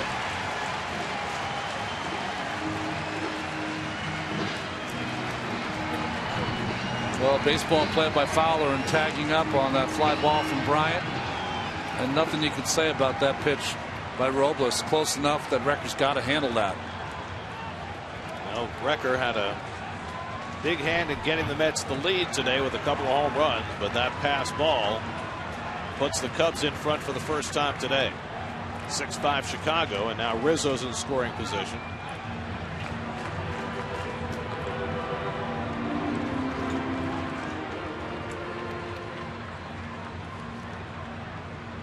That run is charged to John Neese, who is now pitcher of record on the short side in a game he once had a 4-run lead. Another slider, another ball, and it's 2-0 to Castro. Just don't know how those things can happen. It's got to be just a concentration, lack thereof. Certainly not a cross-up. No. He had the pitch tracked. It just clanked. Well, there's no one on second base, so one sign. Now Robles behind 2-0. steps off. Well, they're not holding Rizzo on, so he's taking a big lead. But with Castro up, you want him to have a good secondary lead, but don't think of going here. Let your good hitter try to drive you in.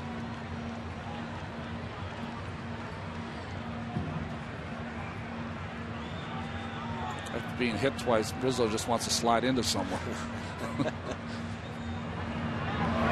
Castro lines one up the middle, but there's Herrera having him played perfectly and throws him out to end the inning.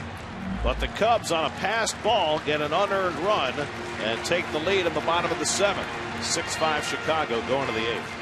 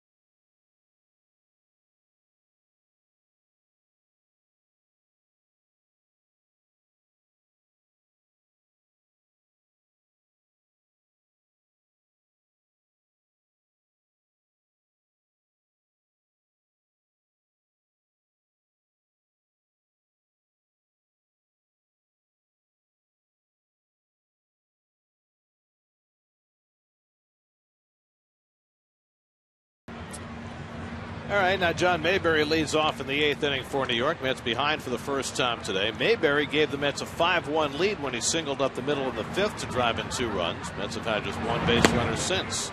And Pedro Strop gets the slider over for a strike. Strop threw 1 pitch in the 7th to strand the go-ahead run in scoring position. Got Goeddel on a soft line drive. Mayberry, Flores, and Recker for the Mets in the 8th. And Strop quickly ahead 0-2. Like it's been 2 different games since Mayberry got that hit. Well, the Mets have plenty of left-hand hitting on the bench, but opting to leave Mayberry in against Strop, who quick pitches him and strikes him out on the slider. See, the Mets aren't the only team with a quick pitch. Strop has learned the LaTroy as well. I'm trying to think, was he ever with LaTroy in any of his travels in Texas or Baltimore? Watch this one. Brings his hands up and goes. So 1 out and nobody on. Now Flores, who homered back in the 4th inning, his 5th home run of the year, also committed an error that led to an unearned run. 2 unearned runs against John Neese today. That's 8 this year of the 11 unearned runs the Mets have given up. Another quick pitch, another strike, and Strop's thrown 5 pitches and gotten 5 strikes. Anthony Recker, whose passed ball allowed the Cubs to take the lead a moment ago, is now on deck. Flores lifts one to center, and easing back his Fowler to get it. 2 out.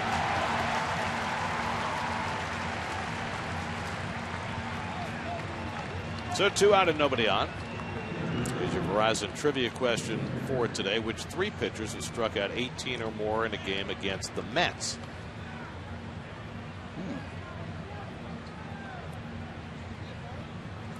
Versus the Mets. Yeah. I know Carlton's one. That's the one that I got off the top of my head. I don't know about the other 2. Well, here's Recker, who's in a pair of home runs today. His first career multiple home run game, but it's been a good and bad day for Anthony. Last night the Mets lost on a walk-off walk. Here the Cubs take the lead on a pass ball. It's one of these stretches where the Mets are finding different ways now to let games get away. Until now it's been mostly the offense. Today it's been a combination of things. Pitching, defense. Walk-off walk yesterday. And on 9 pitches, if Frost can find the baseball, Strop retires the side. 2 strikeouts surrounding a fly ball. Dominating inning for Strop. And that sends us to the bottom of the 8th with the Cubs leading the Mets 6-5.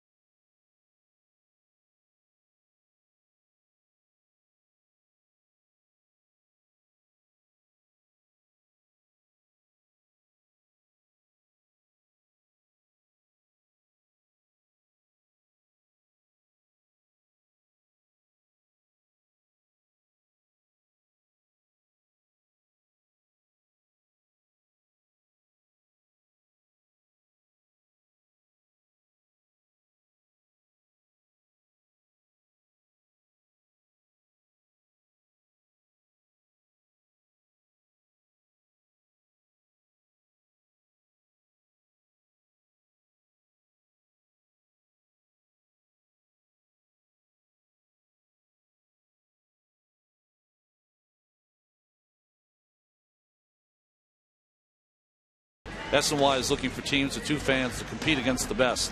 Think you have what it takes to outsmart the brains of the booth and win $5,000?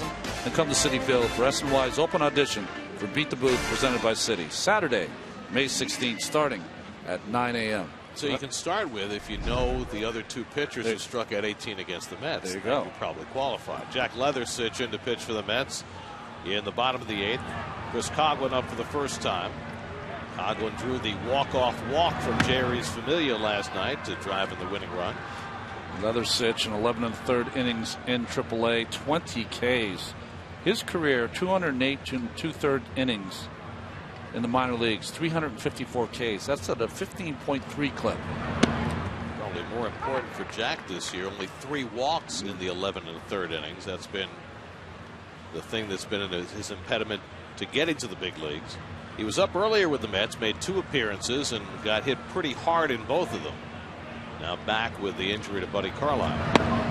2 balls and a strike to Coghlan. Jorge Soler on deck, and then the pitcher's spot as Hector Rondon, the Cubs closer, is getting ready in the bullpen as the Cubs try to formulate a 4-game sweep against the Mets at Wrigley for the first time in 23 years.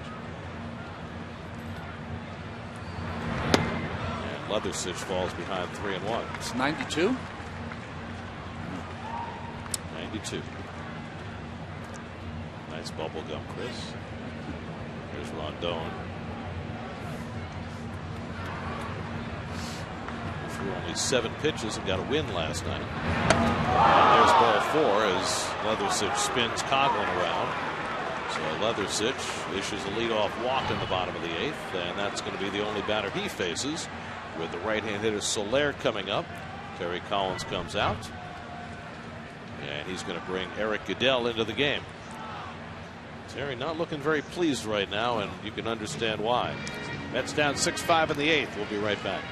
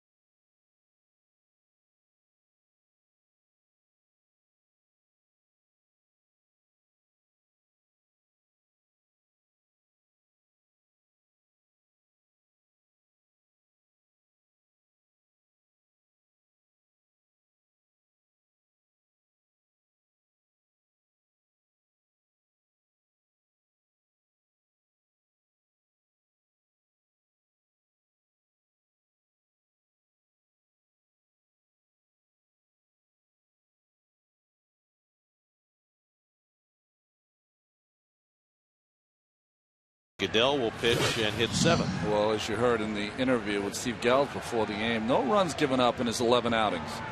Jorge Soler, first man to face him. Chris Coghlan, the runner at first, as the Cubs look for insurance in the bottom of the 8th. Soler 1 for 3, got the 4-run 5th inning started for the Cubs with a single to deep short.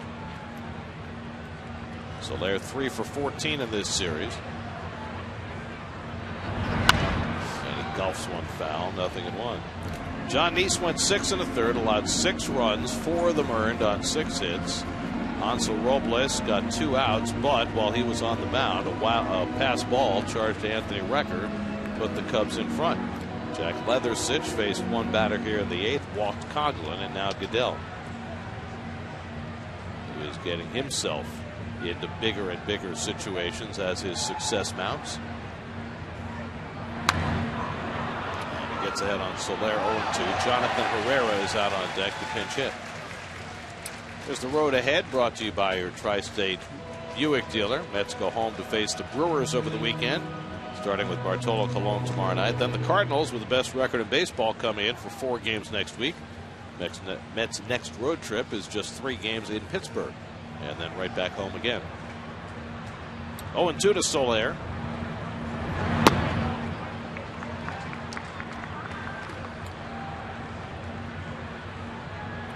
Watching Goeddel from last year when he appeared in just 6 games for the Mets. Better use of his curveball for strikes, and the split finger has been good also.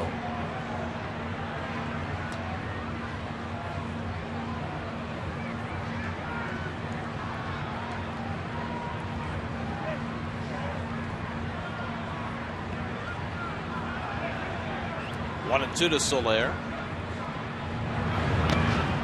Bounces that curveball. 2-2.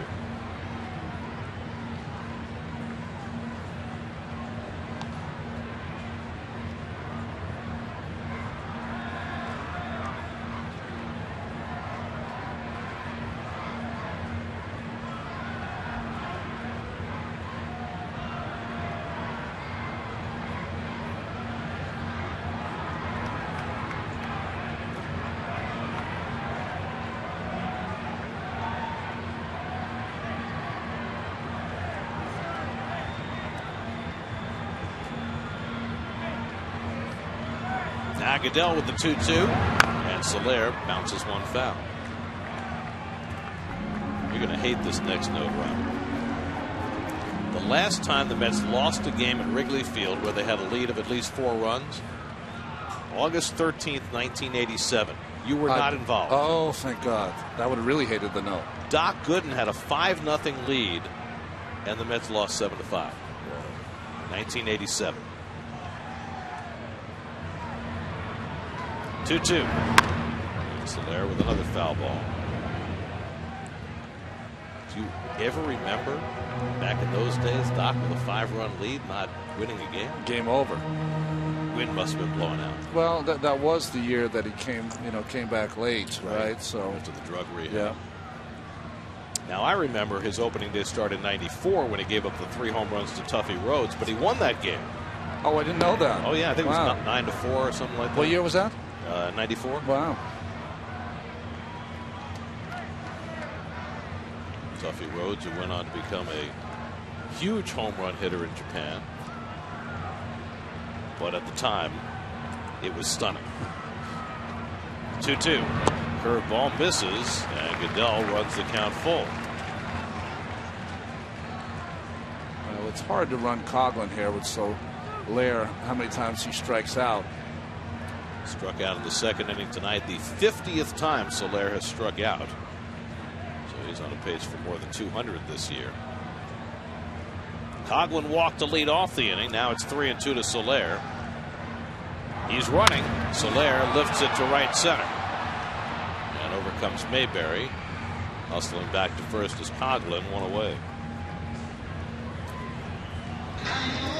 So Goeddel, after a struggle, retires his first batter. Jonathan Herrera had been out on deck to pinch hit, but Joe Maddon's going to switch off and bring up Miguel Montero instead. Montero, who caught the last 2 nights. 2 for 6 in this series. And has drawn a walk in each of his last 9 games. So he's been patient, he's been productive, and he'll get an at bat here. See the numbers for Montero off to a terrific start in his first year with the Cubs after 9 years in Arizona. So this is the 3rd catcher that Maddon's going to use in the game today. Do you have to keep Montero in the game, like just in case there's an injury to Ross? You know, Ross is the last catcher where you just roll the dice. Yeah, I think they roll the dice. Okay. I mean, where else are you going to play Montero? Yeah, he doesn't really fit in any other position, especially with a 1-run lead. And apparently, just from talking to people who've been watching the Cubs every day, this is what Joe Maddon's been doing. He's been using his whole bench often early in games, and it has not come back to bite him yet. And if you play a 14-inning game, it might. Yeah.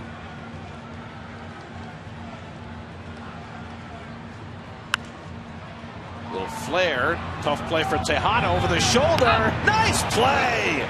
Ruben Tejada, his 2nd terrific play of this game. The first game he's ever played as a professional at third base, and this was a beauty. I mean, over the shoulder catch here, and he had it all the way. Running over these mounds, the warm-up, not mounds, warm-up plate. You know what? He can feel it. It wouldn't matter where you played him. You could play him in the outfield to get it done. That's what Terry said. He said if you can play short, you can play third. Well, I guess he's been proven right today. So 2 out. Coughlin still at first. Now David Ross up for the 3rd time. Ross is 0 for 2. Came up as a pinch hitter in the 5th. Rounded out. Then he flied out in the 6th. Tejada saved a couple of runs with the play that he made against Castillo earlier in the game. A hot shot that appeared to be headed down the line with 2 men on, that had it gotten by would have scored 2 runs. Let's answer our Verizon trivia question. We asked who were the 3 pitchers who struck at 18 or more Mets. Well, we got Carlton. Who were the other 2? Jim Maloney and Chris Short, both in the same year. We should have went early Mets. I think that's our 2nd Jim Maloney of the week. Yeah. Maloney was a terrific pitcher for the Reds, and of course Chris Short, he and Jim Bunning were the stalwarts for that Phillies team that faded down the stretch in '64. And Gene Locke was pitching them both on 2 days rest. Chris Short, an underappreciated pitcher. 0-2 to David Ross. He fouls back the fastball.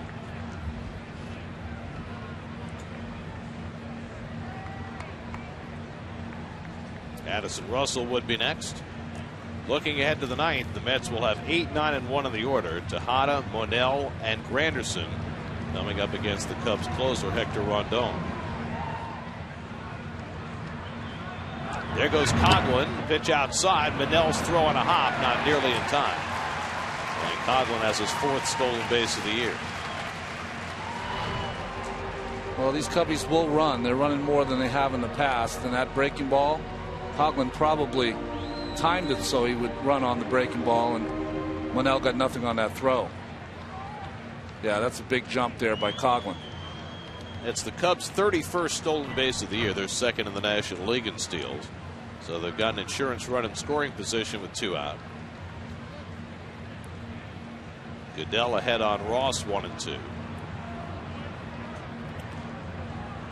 Pitcher steps off there, it's because he forgot that there's a guy in second now, and he's going to go through a series of signs. Now they're deciding on which one they're going to use.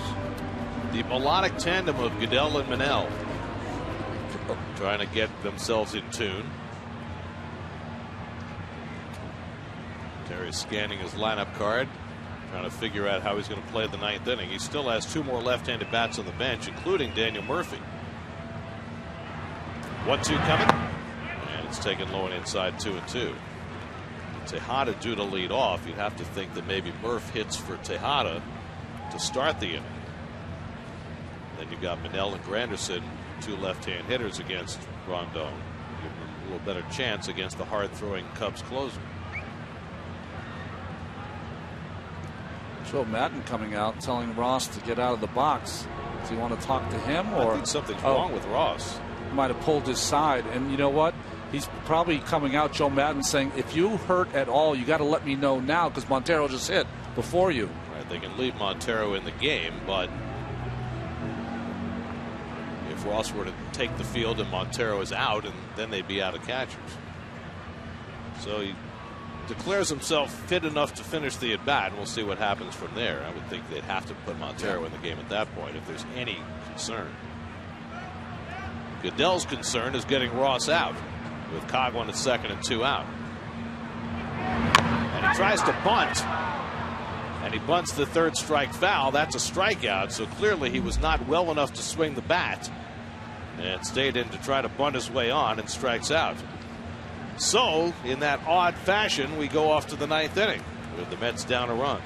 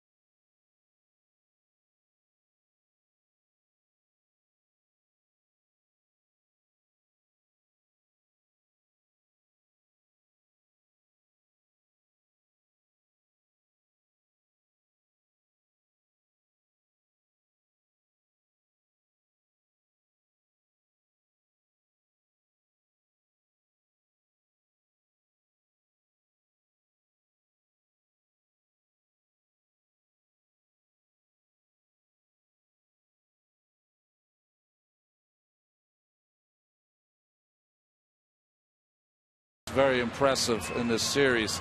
7 out of 8 saves this year, and a win in last night's ball game. And as we suspected, Daniel Murphy will bat for Ruben Tejada leading off in the 9th inning. Murphy, a career .274 hitter as a pinch hitter with 3 pinch hit home runs. And he goes after the first pitch fastball and fouls it off. Murphy had a big day at the plate last night, a single, a walk, a double, a stolen base, as his batting average begins to perk up. Getting a day off today that had been scheduled. Johnny Manel on deck to bat for the first time, and then Curtis Granderson, 8, 9, and 1 in the order. Murphy hits one toward the middle of the diamond, base hit. So Murphy set up to pinch hit, comes through, and the Mets get the tying run aboard with nobody out. Nice hitting by Murph. This has not been a strength for the Mets. Pinch hitting. Maybe a strength when Murph's out there.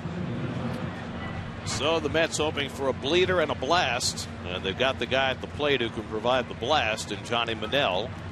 Manel 1 for 4 since joining the Mets.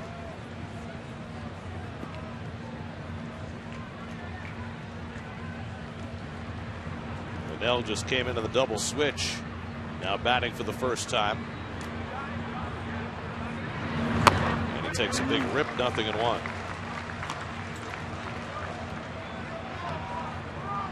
We've seen Manel as a pinch hitter hit the ball hard. We've seen him come off the bench last night and knock down potential wild pitches from that guy, Jerry's Familia, who's hoping for a save chance in the bottom of the 9th if the Mets can rally. Down by a run in the 9th. And Manel hits one slowly. Tough play for Castro. He circles in, makes the throw just in time to get the out. But down to second base goes Murphy. Castro is shaded toward the middle against the left-hand batter and had to circle back to his right. This is an awfully good play by Castro.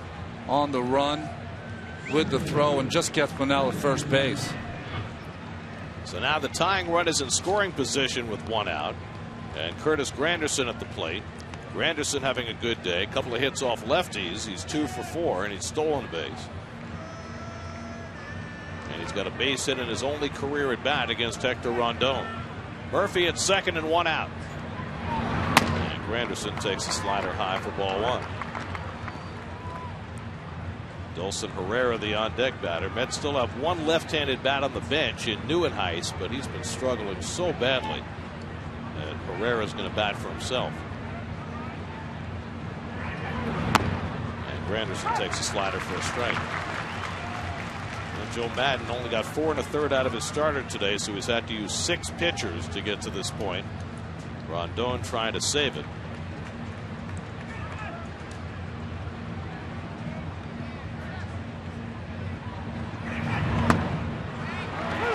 All sliders, and Rondon ahead of the count 1-2.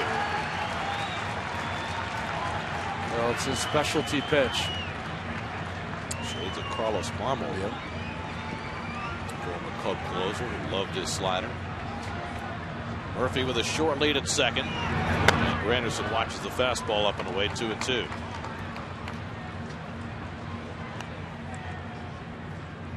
Rondon took over as the closer for the Cubs last year and has ridden that job into 2015. 7 for 8 in save opportunities. 2-2 to Granderson. And Curtis fouls back the fastball.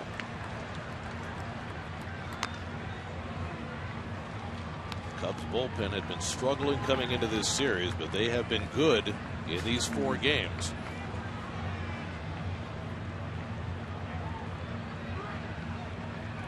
They've gotten 4 scoreless innings out of the bullpen tonight.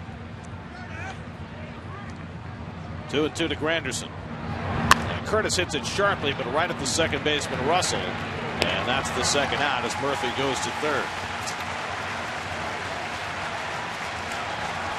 So now the tying run 90 feet away, but the Mets are down to their final out. And Dulcin Herrera coming up.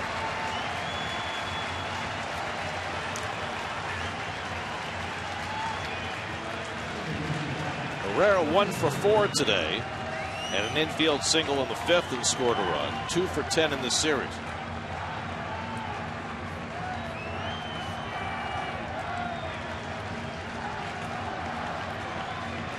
We faced Rondon on Monday night and hit a sizzling liner that Castro made a great play on. And he takes a strike.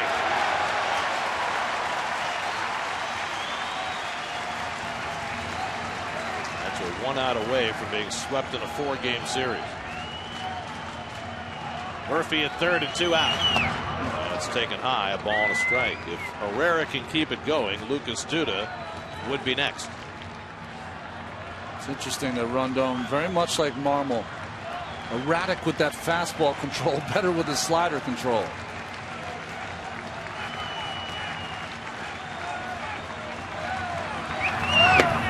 Herrera takes a fastball for a strike, and now the Mets are down to their final strike.